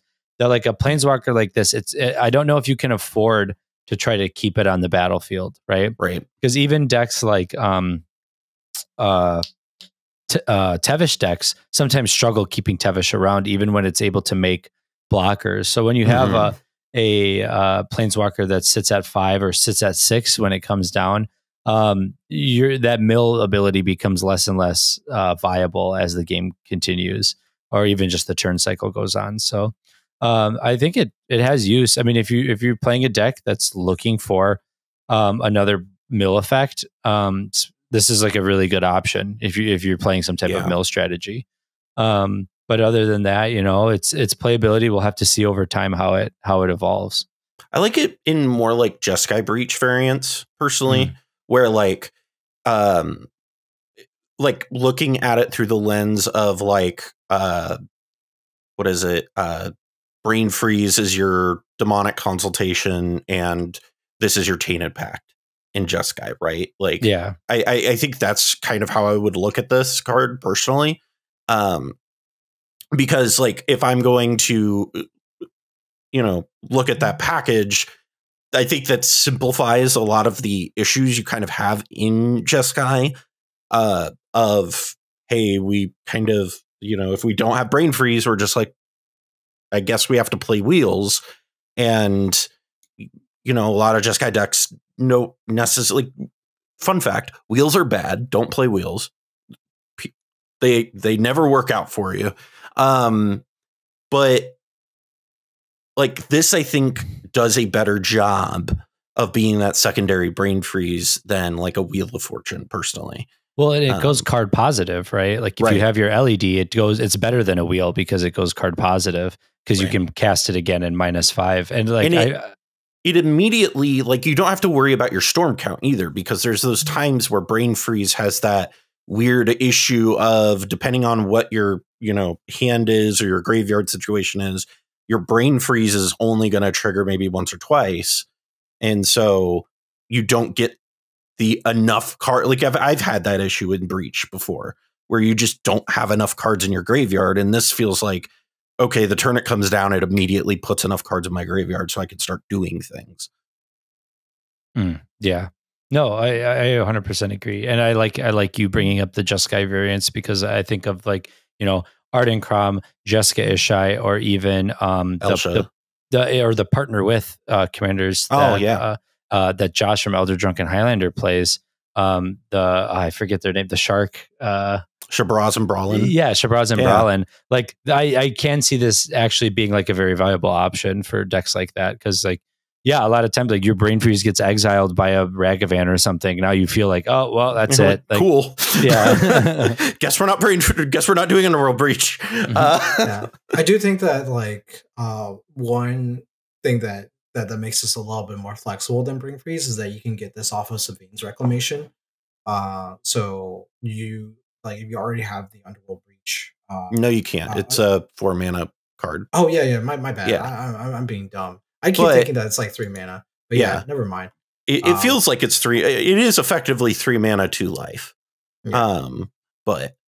So the next card on our list is Mercurial Spelldancer, which is a colorless and a blue Phyrexian rogue that is a 2/1 that has the ability it can't be blocked, and whenever you cast a non-creature spell, put an oil counter on it. Whenever it deals combat damage to a player, you may remove 2 oil counters from it.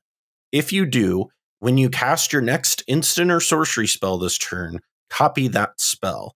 You may choose new targets for the copy. So immediately I see this and I think of Kark and Sakashima, Adam. But what is your kind of thought on this card? This card is like kind of hard for me to to analyze, because it seems like there's a lot of conditions that you have to meet to like really turn it on, right? Because you have to get the oil counters on it. The effect that it has is powerful, right? Because copying your next instant or sorcery spell is a powerful effect, as decks like Kark and Sakashima have proven. Like, there are just a lot of like, is it Spellslinger decks? Like copying instants and sorceries like can really lead to some busted effects and some really crazy things. I mean, the fact that it can't be blocked is like, it means that you're going to get to that point, but it's going to take 2 turns for you to copy that instant or sorcery. So, well, it's whenever you cast a spell, you put an oil counter on, and whenever it deals combat damage, so it will take a turn cycle for it to work. Yeah, so it's definitely unique and pretty cool. And if you're like doing storm stuff and you're able to accrue a bunch of oil counters, and then during combat damage, like every turn you're able to copy instants and sorceries, it seems like a pretty powerful effect. I'm just not sure how, like, I can't think off the top, like what decks I would slot this in immediately. I'd like to see how it performs before I kind of like make a bunch of those calls. Is this a Kark and Sakashima card? Yeah, basically, like that's where I'm at, where it's like I'm not sure like how, but I can see like it could have some viability. Yeah. It is an unblockable rogue, which is interesting, actually. You could put that in what is it? Yuriko. Or Fathom Trawl. Or whatever, the Notorious Throng type decks. Because not Fathom Trawl, Notorious Throng or Knowledge Exploitation, and then copy it twice. So you can get someone's like Adnaz off of this card and copy that if you want. Or I guess there's no point to doing that, but I guess like someone's Peer into the Abyss. Right. Or Knowledge Exploitation with this is pretty good. But I'm thinking of that more in terms of like maybe like a 1v1 constructed kind of setting. Like this can have like it being like the rogue subtype is really relevant to a lot of like cards that have that prowl effect. Notorious Strong would probably be like the most insane thing that you can do with this, because you just get an extra turn with this, like 2 extra turns with this effect. And I agree with Adam. This is going to be really confusing to evaluate like in a vacuum until we see this get played, because it is unblockable, so you almost definitely will get this trigger. And you just need to cast like 2 non-creature spells to be able to copy your next one. It doubles your ritual effects, which I think is the most prominent thing that I think a Karkashima player would care about doing. Because you want to have like a high density of mana to pop off in Karkashima. Like I see a lot of Karkashima combo loops, and a lot of it is usually spinning your wheels to aggregate lots of resources, either cards in hand or mana floating, to get that going off. And this does help make that easier. But I also see this potential in possibly things that we haven't seen in a while in cEDH, like I mentioned, like Notorious Throng, because it's a rogue subtype. And I think there are like commanders that actually like support the whole rogue subtype thing a little bit more. And again, this is something that like I'm saying for posterity, but we might see some really spicy rogue stuff in the future. Like this is gradually becoming a more and more supported subclass in Magic. Like Opposition Agent itself is also like a rogue, and Notion Thief is a rogue, for example. So yeah, just some food for thought. Let me ask you. It's also a Phyrexian, and there's a lot of Phyrexians in this set. And we've got another one here. It's Soulless Jailer. It's 2 colorless 0/4 artifact Phyrexian golem creature that has 2 abilities, which is permanent cards in graveyards can't enter the battlefield, and players can't cast non-creature spells from graveyards or exile. So this is very interesting because Charles, this specifically is I saw this because I immediately saw it and I went, oh hey, I could play this in Elsha and it not disrupt the combo. Neat. I can play this in my decks that have the top combo in it, and it doesn't stop that. Neat.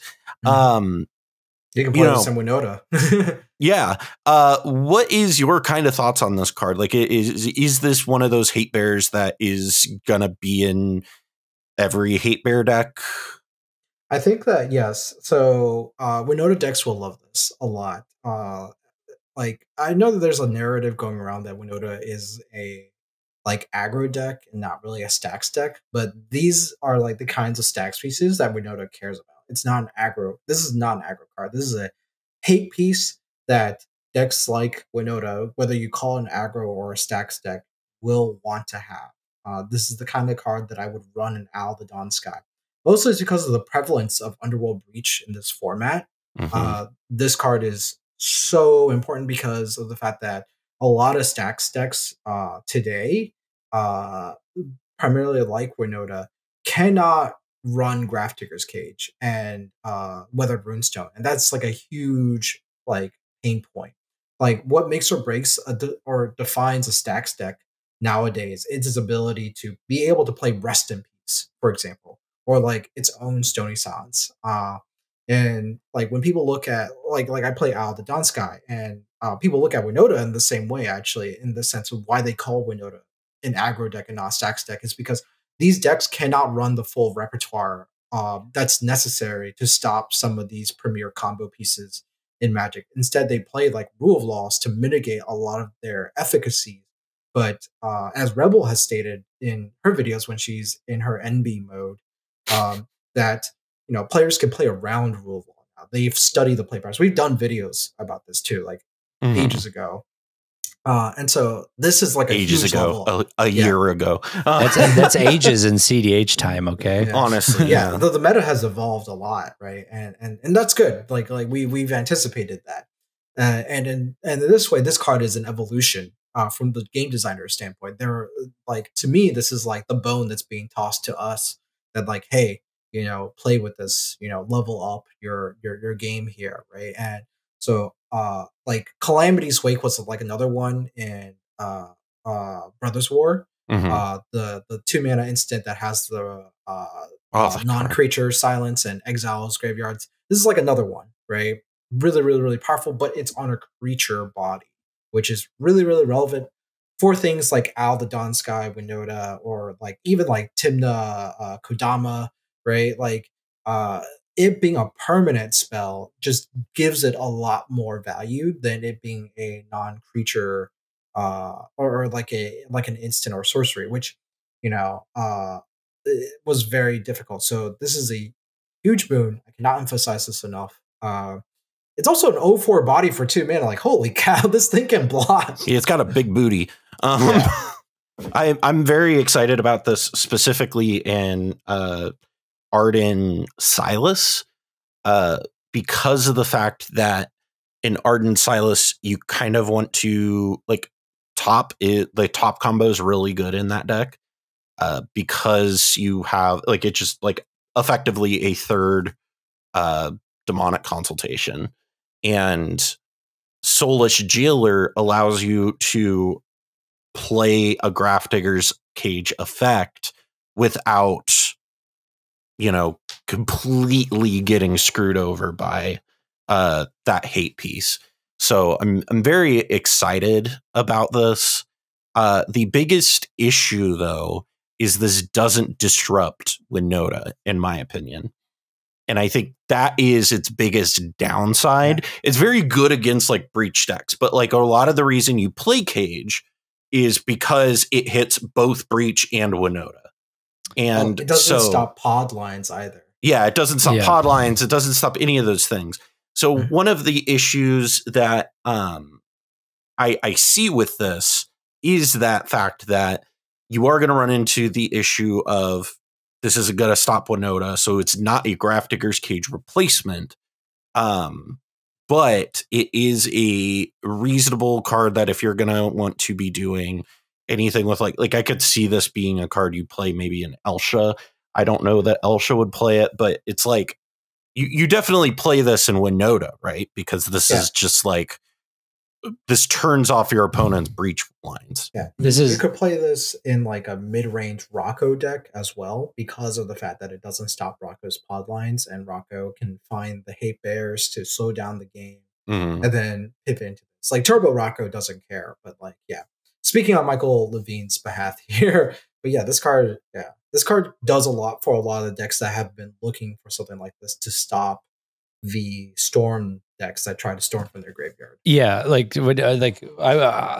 way that like the circles I'm in have been talking about this card is it's the biggest upgrade to a deck that didn't need it, and that is Winota. Because like Winota is already such a powerful deck in the format, and its one downside is that it can sometimes lose before it gets to do its thing, right? When you're playing on the axis of like, I need combat damage, I need turn cycles, sometimes you're losing on that turn 2, turn 3 to these faster Turbo Naws decks. And this is just, it comes down with a mana crypt on turn 1, immediate stacks piece that stops a lot of strategies in the format. And so it's a huge upgrade. And being a 0/4, it blocks Tymna's, it stops, draws from happening, and it's just very oppressive. Like, it's, in my opinion, like out of all the cards that we're going to look at today, this one is probably like the most seamless, like directly into cEDH card that we'll see. Yep. Which is impressive. This is the level up. Yes, and this is nice. It's really good. Like, I really like this. And you're right in the fact that it is not a straight up Grafdigger's Cage replacement. Grafdigger's Cage, for one, is such an insanely powerful card.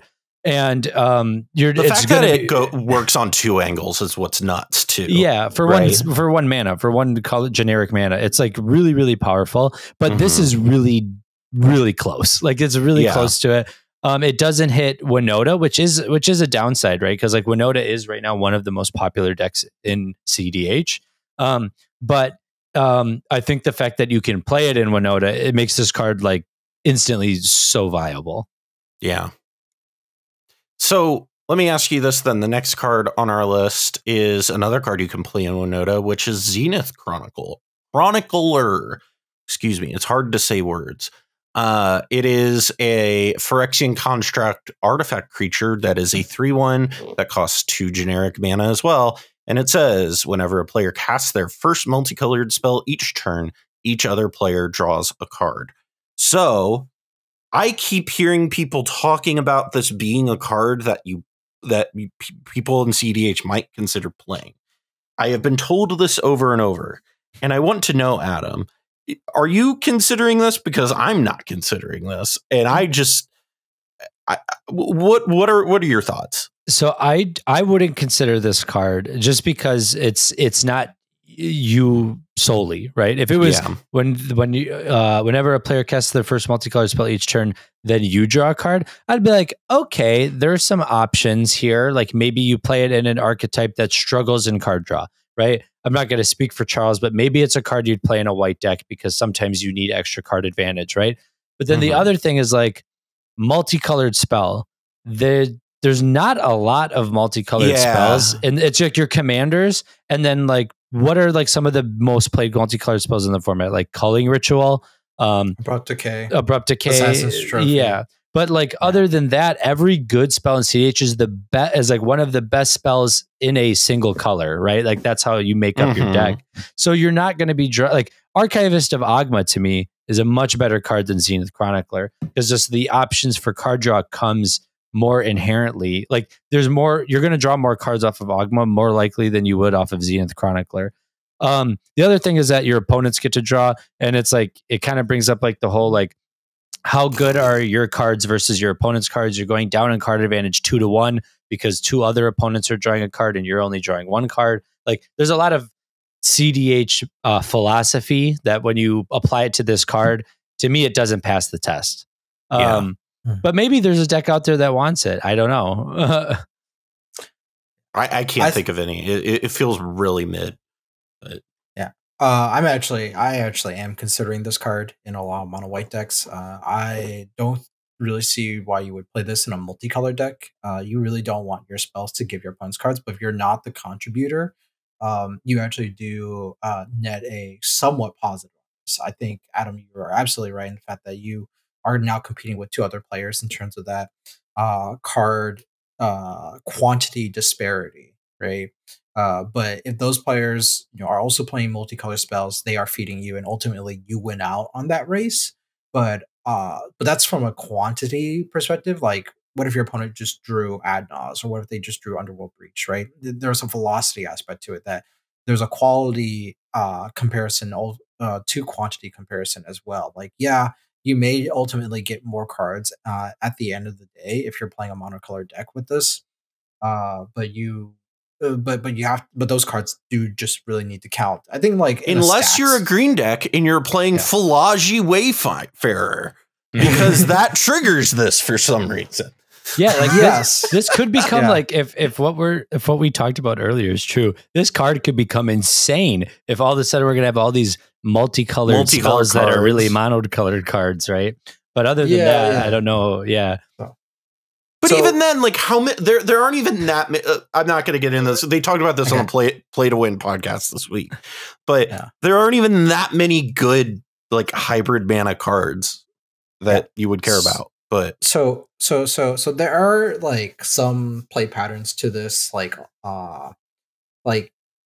essentially, like, Painter Servant basically can turn cards into multicolor cards, and you would be on, like, a specific Painter Servant line. Which, honestly, like, for some weird reason, for some weird reason, I could see this card being played with Painter Servant. Like, for whatever reason, it's like, I look at this and it's like, like, this is like one of those kinds of weird cards that I would also see Painter Servant. I think that this card does have some very interesting play patterns. I think that depending on how things are being played out. So for one thing is, like, Archivist of Ogma, like, when this card, like, I do like the comparison that you made, Adam, between this and Archivist of Ogma, like, because Archivist of Ogma, in my opinion, doesn't even draw that many cards. So that's literally how bad Zenith Chronicler is if you compare this to Archivist of Ogma and say that Archivist is better. And so this is where I would say that, like, I think Zenith Chronicler has more pivot, not pivot points, like access points to card draw, because of the fact that the commanders are multicolored, and so you're almost always guaranteed to do that. Whereas Archivist, I think, like, when someone is tutoring for a spell, that's, like, almost like the end of it. But when someone plays their commander, that sometimes actually isn't the end. Except for, unless you're playing against Rogsai, Najeela, or Kenrith, because Najeela is a red spell and Kenrith is a white spell. This card is garbage. I'm sorry. I hate this card. I look at this, like, it literally, this card, I feel like, was designed, and as well as the other one, not to be a middle finger to the RC, but rather to be a way to show players the difference between a card's color identity and a card's color, or, like, if it's a colored spell. And I think that is something that, like, is a very specific thing that, like, people don't understand in Magic in general, that I've tried to explain before, is the reason you can't use, like, a hybrid mana in a single color deck is this card highlights exactly that point. It's the difference between a card's color and a card's color identity. And the hybrid cards are literally considered multicolored spells.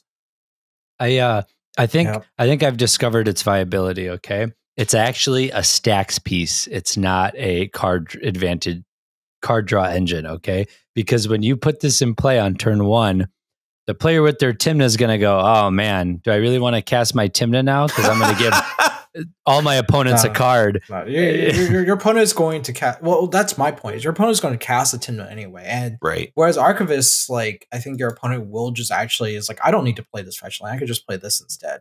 Right. And that's, like, the huge difference between Zenith Chronicler. And I don't see that at all with Archivist. My experience with Archivist is people are just like, all right, I'm going to go do this. And you're just like, cool, I'll draw a card. Well, because we know if Charles is drawing cards, we're losing the game. So you can't fetch when Charles is at that. But every time I play Archivist, they just feed it because, like, Adam's gonna 0-3 drop anyways. So what does it matter? Yeah. Adam's playing Sacred Guide. Like, how good is the deck anyway? Nobody right? ever wants to give Ian or me cards. This is really annoying, actually. I was like, there's some dude with a Ristic Study, and then there's me with a Ristic Study, and they're like, I'm going to pay for that guy's Ristic Study, but fuck you, Charles. Well, there's another white card on this list. Well, I guess this is not. We've talked about some white cards in the past. Anyway, here's a white card for you. That is Skyhunter Strike Force. This is a card that is a new Lavinia card. I had to mention my girl. It's 2 colorless and a white Cat Knight creature that is a 2/2 with flying and melee. And if you don't know what melee is, it's whenever this creature attacks, it gets +1/+1 until end of turn for each opponent you attacked this combat. And then it also has Lieutenant. As long as you control your commander, other creatures you control have melee.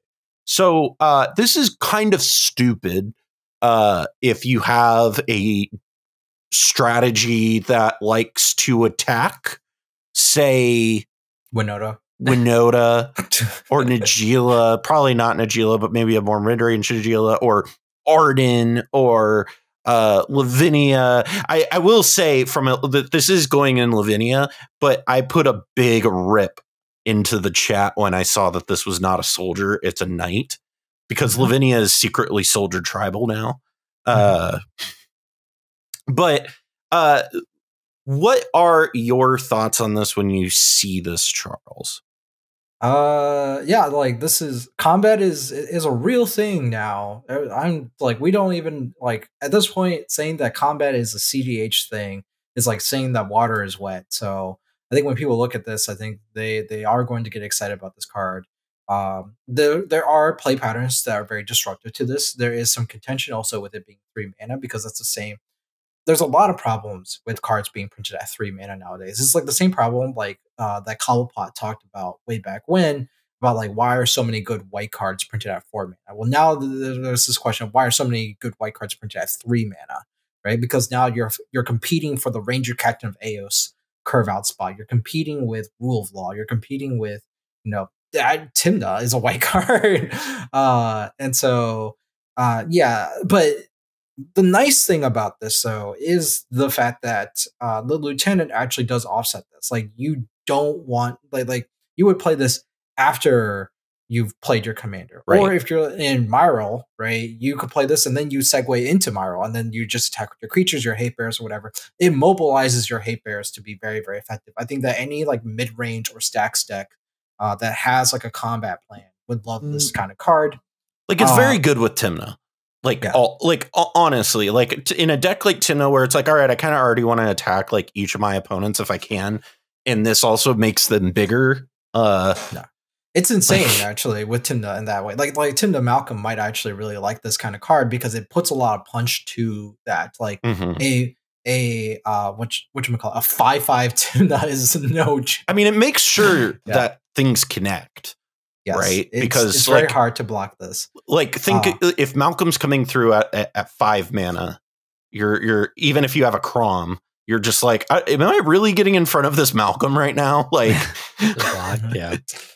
So I will say though that like it might be better in partner commander decks, simply because you have multiples of them in play, because it puts a really big, like I said about the play pattern thing, like it makes it so that killing your commander is more worthwhile for your opponent than it was before, right? Because then they can like essentially in some ways 2-for-1 you right there. But if you have like your other partner commander out, right, it becomes less like they'll just kill the 2/2 instead of they'll kill the strike force instead of your commander, right? And there is a little bit of begging that kind of question, because if you're running partner commanders tend to have this issue where and this is not a bad issue. It's like we have too many good cards in Magic kind of thing. Like, does this even make the cut for us? This card is no joke, like a very strong card. It is one of those things where like I looked at Glissa Sunslayer or like Atraxa Grand Unifier. Like, if your opponent lands this at the table and they have their commander out and they have creatures, like where's the I'm in danger. Yeah. Like it was the same thing with Atraxa Grand Unifier and Glissa Sunslayer. But unlike Atraxa and more like Glissa Sunslayer, this is a card that like you could see like, hey, this might be justified, right? In running. Like this card could just take the game by itself in some ways, much like Glissa does, where it's like you play this at a table and if your opponent underestimates it, they could get blown out by it. Right. What are your thoughts on it, Adam? I know you kind of run in the turbo circles of the world. So what are your thoughts on this card? I mean, so when I look at like where this deck slots in, so like you guys brought up about like combat damage and its prevalence in cEDH nowadays. You have a lot of people where like when we're talking about like what do a lot of cEDH players struggle with, it's attacking and blocking and using it in a viable way that helps your actual game plan, right?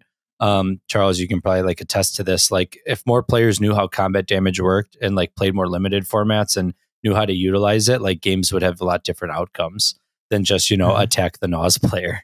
Yeah. And so like a card like this is like really exciting, especially because like Lieutenant is like really strong on this card, like really unbalanced kind of strong, like everything getting melee. Like that's a huge board state all of a sudden. And so you guys brought up like Tymna decks. The problem I see with Tymna decks is like Charles was saying, like the card density in these archetypes is getting to the point where like, what are you cutting for a card like this? I think in low color Tymna decks, that's where you're going to see it shine the most.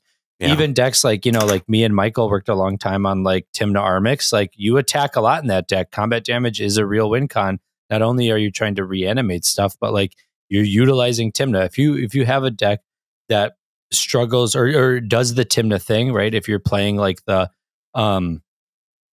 now I can't think of them. There's the one that makes the Thopters, and then the one that has Loyal Apprentice. Yeah, like if you're prioritizing card draw and things like that, a card like this really helps with that. For one, it's a flying attacking creature, and then it also makes your other attacking creatures larger. Like if you're a Tymna deck doing the Tymna thing, this just helps you draw a slew of more cards. So like in Aurelia, oh my god, because the melee doesn't go away until end of turn. Yeah, so like there's a lot of there's a lot of options for this card. Where it slots in, it's hard to say. And I find that like with like a lot of sets that come out nowadays, that's like the big question, right? It's like there's a lot of options for a lot of these cards. Where do you want to find a spot to put it? That's the big thing. And there's only a handful of cards out of every set where it's like this demands you put it in your deck. This one, it's you have to find a place to put it, and that's where I see it. Yeah. Yep. I agree with that take. It is a good card, but it is a card that basically is like, well, like I said about like Glissa Sunslayer and that kind of sense too. It's like you have a lot to compare this with.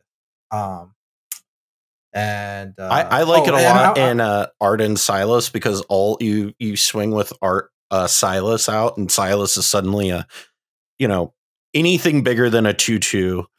And people are suddenly just like, all right, do we really want to block this? Or 3/3s are really hard to compete with. There is like that power toughness creep. I want to make a clarification just in case people didn't notice this, because this is very much like what you were saying about like Zenith Chronicler, is people don't know about like cards can be very misleading. What is a multicolor spell nowadays for commander players, because they don't know things outside of commander.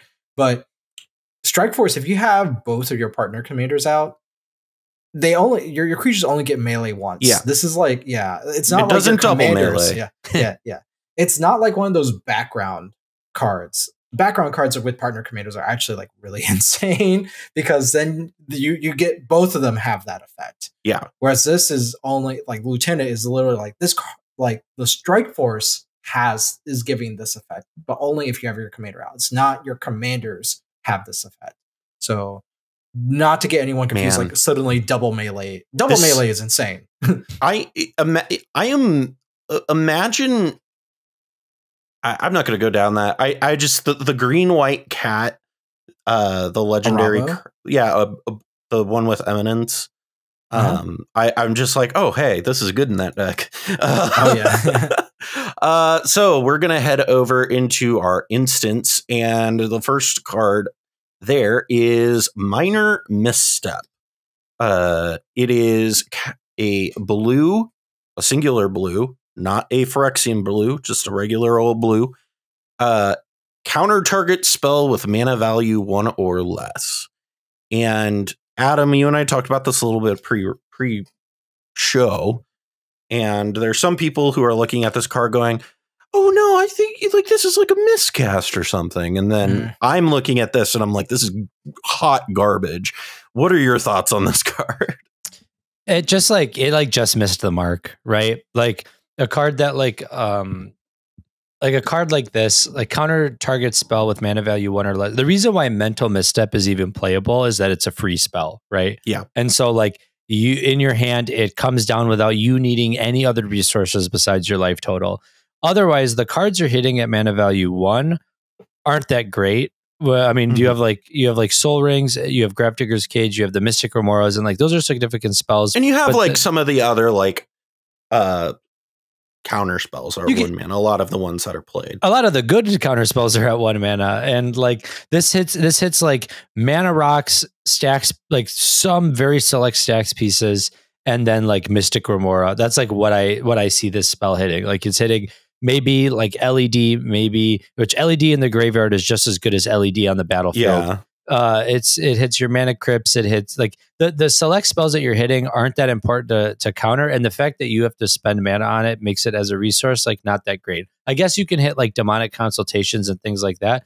But I find a card like Spell Snare so much better than a card like Minor Misstep. And it's more limited, right? Like you can only hit spells CMC 2 specifically. And that hits all your win cons that are the best cards in the game. It hits Underworld Breach, it hits Thassa's Oracle, it hits Dockside. Like that to me is a more important, if you're going to have a 1 CMC counter spell in your deck that isn't one of the already existing staples, I would much rather see you play that, or as Charles alluded to, throw a Hydroblast in your deck nowadays, right? Like over a card like Minor. It like just missed the mark. If it was just better Spell Snare and was like mana CMC 2 or less, I'd be like, this is the best counter spell to come out. So good. Yeah. I would play that so fast. Like you're going to see this card played. Like it's going to be played in like mono blue decks or decks that like utilize a really large counter suite, maybe in like some Azoria strategies or things like that. But like even then it's going to be like, it's not, I mean, Offer You Can't Refuse was like a much better counter spell than this is, right? Yeah, and it's at the 100%. Same CMC. I will say the one nice thing about this that I will give it some credit is that this can hit any spell that's 1 or less. So it doesn't have to be a non-creature spell. That is one thing it does have going for it. But other than that, like I don't know that I would play this in I play Azorius. Like all the decks I play are either Azorius or they're Azorius and we splash a color. Azorius X. So it's like I can't imagine a world where I would want to play this over Spell Snare, Hydroblast. Like there's so many 1 mana spells that I would play before I would even consider this. Like even Blue Elemental Blast, right? Like I don't like this card. Charles, what are your thoughts on this? I agree with Adam. I think this card misses the mark by. Would you say it's a minor misstep? Yeah, I think this card was. I mean, like it's a throwback to Mental Misstep, but here's the thing. I think like some people will argue, yeah, there's a lot of 1 mana value stuff that this can counter. It's not like Mental Misstep couldn't counter anything. But the issue is that you have to keep a blue up, and like part of the power of Mental Misstep was that sometimes that card will just sit in your hand, and you're like, well, I don't know, like this card doesn't seem that great. But then someone suddenly plays Mystic Remora, and you feel good about yourself, countering that. And what was so great about Mental Misstep was the fact that someone could play Mystic Remora at first seat, turn 1, and you're like going last, and you could answer it. Yeah, and this card just doesn't do that. And there's a lot of issues with this kind of card not having the Phyrexia mana, because you never want to play trying to keep this card open as your open interaction slot, when it is exactly like what Adam said, like Offer You Can't Refuse way much better because you feel more confident about having a protected like interaction in hand, ready to like interact with your opponent or something like that. Whereas this is like, narrows down the pool of what you could really interact with. Like if someone plays like an Adnaz and you have this up, you're like, well, I can't counter that. Like what could you feasibly counter? Like you're looking against like a demonic consultation, but then they play Tainted Pact instead, right? I guess like something that like I think something like I do want to mention, because like people will probably say it in the comments, is we are looking at this primarily from like a proactive standpoint, where like what am I going to counter that my opponent is putting, I mean, what threat, but like also it does hit a lot of counter spells too. So like in a counter war, it's a relevant spell, but still even then, like at your fight, there's a lot of competition at the one mana, 1 blue slot. There are, and I mean, and that's the thing, as somebody who plays reactive decks, like I can't imagine what card I'm playing this before.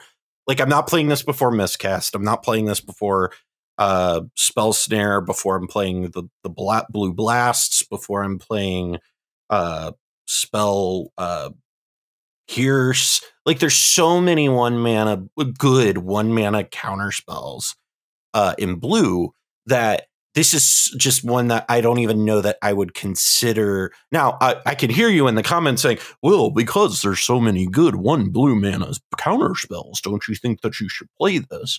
The issue is that this is only able to hit 1 or less spells. Whereas my other ones, it hits pact. I guess it hits pact, but like it is so narrow, and it's one of those things where it's like people see Mental Misstep and they're like, oh, Mental Misstep is a good card, so this is a good card. No, the reason Mental Misstep is good is because it's costs you 2 life. But all that to say, that was a prologue, you might say, to our next card, which is Prologue to Phyresis, which we had mentioned earlier on in the episode. It is a colorless and a blue instant. Each opponent gets a poison counter, and you draw a card. So, Charles, is this a Kirk and Sakashima win condition? I mean, I think when this card got spoiled, some Karkashima players were talking about it. Hold on, I do want to say something real quick about the minor misstep, about what you had said about this in a counter war. I just think that we live in a day and age where people are playing Final Fortune to counteract Ranger Captain Eos. Mm-hmm. Like, yes, I've seen games where counter wars do happen, but honestly, like, I think that for most players playing combo decks defensively or proactively, in terms of like getting, like, the counter war is almost like the last thing that happens. Like, I think that like people will pop the Ranger Captain Eos, they'll play the silence, and that's it. You know, game over, done, right? And there's only like 1 counter spell that comes out on top of that, or like 2 or 3, but not like a whole counter war. Like, this is the kind of card that like I wouldn't even want to like if I'm playing this in a counter war, like I feel really bad about myself. So just real quick saying about that. But Prologue to Phyresis, yeah, it could be a Karkashima win con, I guess. Is this a Karkashima win con? Like, because I think like the important part is like, and we'll compare this to like Venerated Rot Priest here, right? This card could even be played in Pauper because it's a common, and looks really, really good. It cantrips, lots of really great stuff about this card. And in cEDH, particularly because of Karkashima, right? Unlike Rot Priest, which I think is going to rock the 1v1 world, Prologue to Phyresis, I think, is going to have that similar effect in the cEDH world, and we'll see how it goes. We'll see how it techs out. It's saying each opponent is big. It's similar to like, I cut this card from our review, but Shieldred's Edict is like the first edict I've seen where I was like, oh, that's playable because it says each opponent. Yes. This makes it so that the Karkashima player does not need to try too hard to kill someone with Prologue to Phyresis. But this really, like, I think this does require some lab work to see how effective it is, right? Like, could you say you're going into Jingataxius's lab for this work? Yeah. Please, for science, tell me how it feels. Leave nothing out is the flavor text. And that pretty much, you know, describes what this card is when people are going to be playtesting it. I think that this card is worth considering in playtesting, right? Like when we whereas like I was like, yeah, you know, I would consider playing Zenith Chronicler, and that might be like a really hot take. I don't think this is a hot take for anyone to be like, I'm considering playing this card. You know? I hear the flavor text of this card as read by like who's the character from Portal, the AI GLaDOS. Yeah, GLaDOS. Like that's what I hear is, please, for science, tell us how it feels, leave nothing out. Like that's how I hear that flavor text. I'm too young. I think I thought you didn't play Portal? No, I played Portal. My mind went a completely different direction on this flavor text. Okay. Like, very immature. Oh my god. So with that being said, the next card on our list here is White Bitter Blossom ? Skrelv's Hive. It is a colorless and a white enchantment. At the beginning of your upkeep, you lose 1 life and create a 1/1 colorless Phyrexian Mite artifact creature token. That's a lot of text with Toxic 1. And this creature can't block. Write that down on your altar, or what is not your altar sleeve, on your infinite tokens.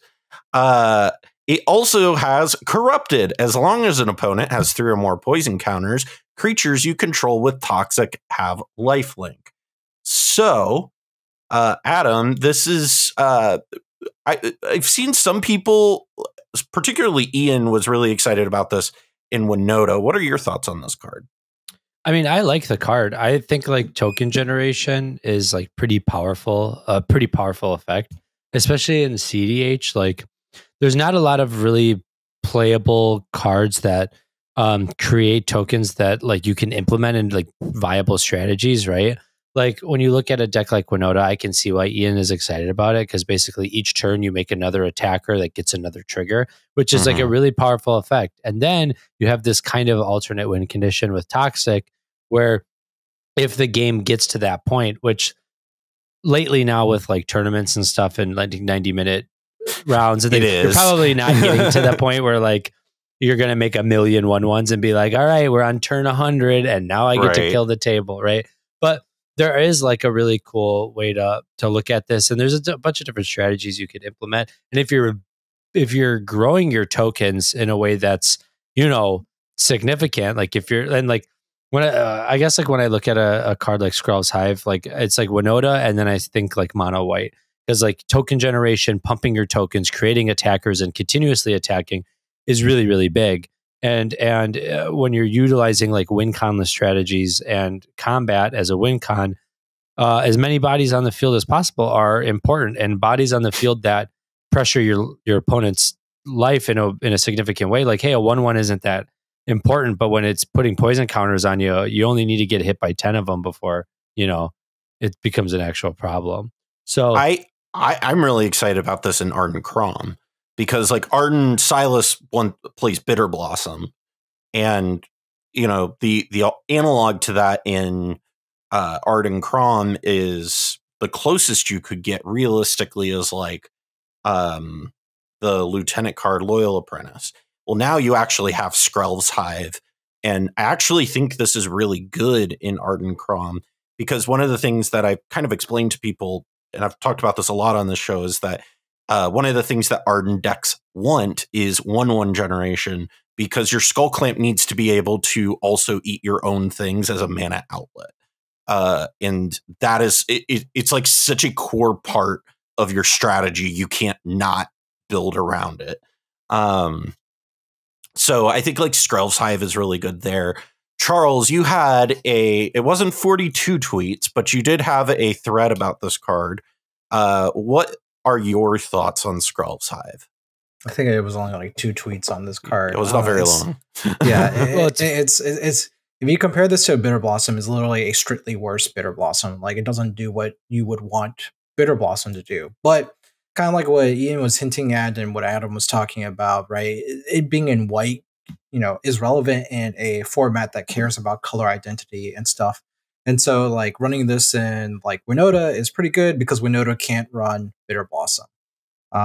There are certain decks that, you know, can play into that token strategy. Like if you have this with Skrelv, that's really good because like, you know, Toxic could potentially be viable in this way where you could run, whatchamacallit, that one background from Baldur's Gate. Like commander creatures you control have creature tokens get +2/+2. Oh, right?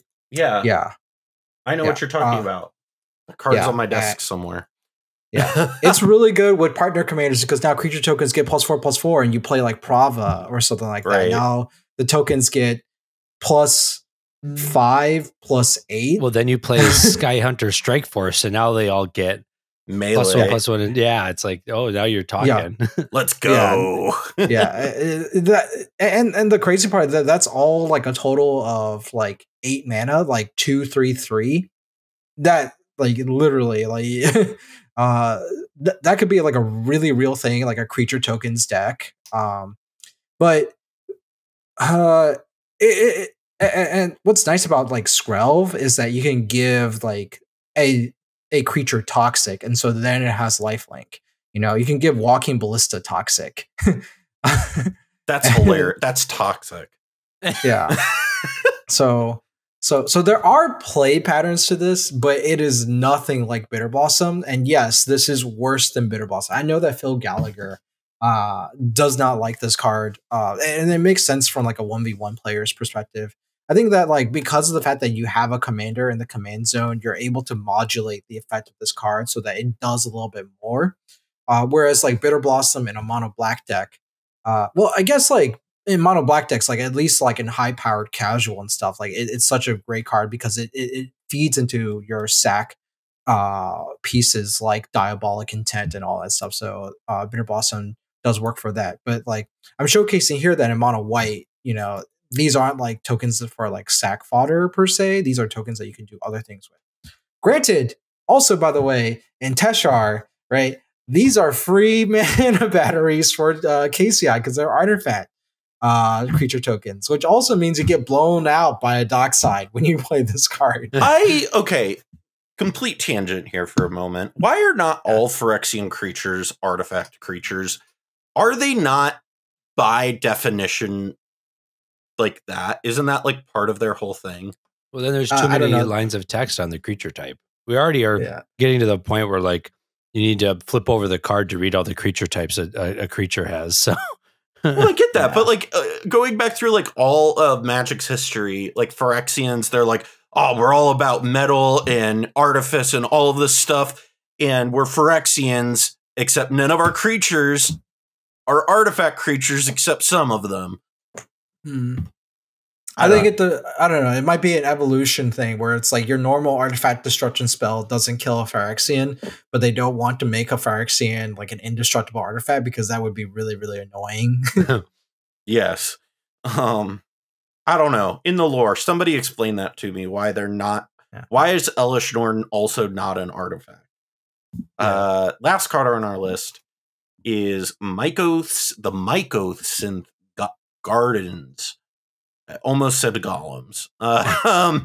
It is a land and it's a sphere card type, and it has 3 different activated abilities. One is tap it to add a colorless. You can also pay 1 and tap it to add 1 mana of any color, so it can mana affects you. And you can also pay X in tap it, and it becomes a copy of target non-token artifact you control with mana value X. So, some people have been talking about this as like an auto-include in mana bases, which I don't know that I totally agree with. What are your thoughts on this, Charles? You can copy a mana crypt and kill yourself faster. Got him! Well, so what is interesting about this card is just off the top of my head, I was thinking like Sphere of Resistance and Thorn of Amethyst. Like this card literally bypasses that. So you could literally, you know, play like a Mana Crypt, play like a Sphere of Resistance, and play this, and then next turn you can copy this as another Sphere of Resistance. And that is actually kind of disgusting. Because and then it stays that way forever, and you are down a land.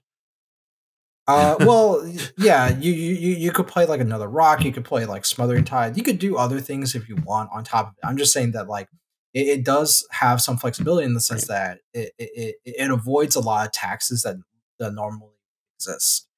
In terms of like what artifacts you would want to copy this with, I think like the issue is that there's just a lot of artifacts just already do work by themselves. You don't really need a second copy of another artifact. Especially a non-token artifact, like for example, like Clock of Omens. Like you don't need a second Clock of Omens. Unwinding Clock, you don't need a second Unwinding Clock. Liberator or Shimmermere, you don't need a second one of those. KCI, you don't need a second one of those. There's just like, what artifact would you really copy other than like a Mana Rock? And in that case, specifically that case of a Mana Rock, copying a Like, here's the thing. Like, if you copy Mana Vault, great, you have a tapped Mana Vault. It's I don't know. It's really hard to say. It's really hard to say what or Grim Monolith. You tap it and make a copy of Grim Monolith, and cool, you've now back to basics one of your lands. So I have a question. If you Mycosynth Garden like your own Phyrexian Metamorph, does it? It doesn't re-ETB, right? Because it's already it's whatever the Phyrexian Metamorph is a copy of. Yeah. So I don't like this card then. I was like, maybe that's the dream scenario. You copy your own Phyrexian Metamorph and then, but like, I mean, it's a filter land, right? Filter lands aren't that great. It's a 5-color filter land, which I guess is cool. Maybe, well, no, not even. I was going to be like, maybe Najeela would want it, but no, because you're not going to be able to untap enough stuff to make 5 colors all the time, because you don't go mana positive. But I guess like that would be like the only place I could see it being like kind of viable. So it does work with Unctus, because you can turn one of your creatures into an artifact and then copy it. Right there, you go. So, Unctus, this is the Unctus spice that we needed to make the it hot viable. Unctus tech. Yeah, but again, like what blue creature would you want to just copy? Like reality, reality chip is already a creature. Like Urza. No, you want 2 Aphetos. You want 2 Aphetos. There you go. You only need 1 Apheto Alchemist to go off. And the thing is that it becomes. But what if you had so 2? Oh my god! It's very hard to say. It's like, yes, this would be a great card if you find an artifact that you're like, I want a second copy of this. But where we are currently, at least from like the collective pool of Magic cards that we've seen so far, there doesn't seem to be one. Yeah. Maybe 2 Chalice of the Maybe Voids we're missing. Maybe we're missing something. Yeah, maybe we might be. I mean, like, well, you could. I mean, you could play a Chalice for like on 1, make a copy of it, and then it becomes a Chalice on 0 because it doesn't get the counter. So you would have a Chalice on 1 and 0. So you can do that. That is like a thing you can do. Yeah. I mean, that's actually like a really good one. Actually, I really like that. And You're again, welcome. I have found the best case scenario for the card. I said Chalice. What I'm saying is that, like, again, this goes back to like the whole Sphere of Resistance thing. Like, basically, like one of those kinds of cards where you want to stack additional effects like that. Like maybe they blow up your defense grid, and in response you make a second defense grid. That's all I can think of. Like it's like a reactive piece, or like maybe it's useful that way. But otherwise, it's just like a filter land that you can tap for a colorless. Yeah. Yeah. Well, what also sucks, by the way, is that if you use this to copy Trinisphere in response to them blowing up your Trinisphere, you now have a tapped Trinisphere, which doesn't do anything. Or Winter Orb or Torpor Orb or any of those things. Well, Torpor Orb still works because Torpor Orb is not Orb. But Winter Orb and Static Orb. Orb. Yeah. It's just really awkward, actually. It is an incredibly awkward card. Somebody told me that this needs to go in every single mana base. I'm like, I don't see it, and so I guess we'll talk about it. But I don't know. It's like $15 on Card Kingdom, $12 on TCG Player. So I'm missing something here. So get in the comments. It can copy the artifact lands. I think that in Constructed this might actually do something. But in EDH and cEDH, it might not. In like artifact centric decks, and also there is like a sphere tribal. Like they did I can't use the term tribal, but like sphere centric. Oh my god, sphere centric has to be a pun.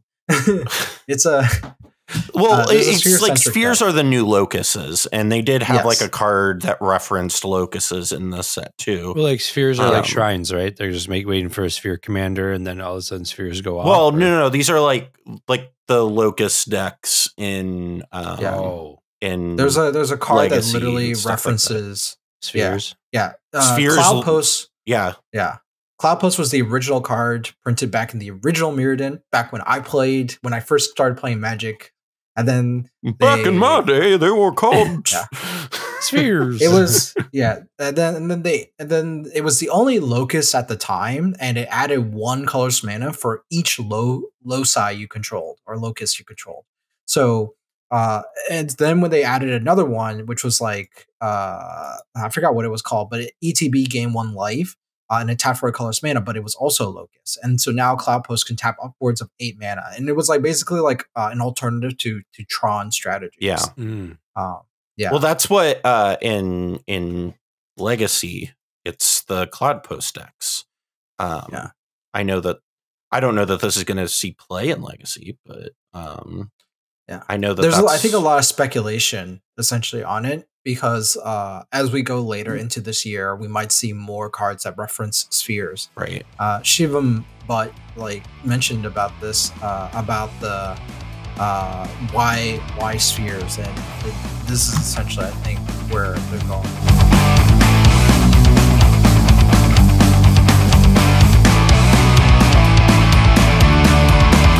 Well, that about wraps things up for us here this week. Thank you for tuning in to this week's episode. If you liked this episode or any of the other content here on the Mind Sculptors, please make sure to rate the show on whatever podcast platform you are listening on. Or if you're on YouTube, go ahead and hit that subscribe button and tell us down in the comments what your favorite part of today's show was. I also would like to take a moment to thank our top tier patrons, Adam Hamden, David Snavely, Jason Bialik, Matt Boehner, Michael Levine, and Senior Coupon. If you too would like to support the show, you can head on over to patreon.com/The Mind Sculptors or check out the link in the description.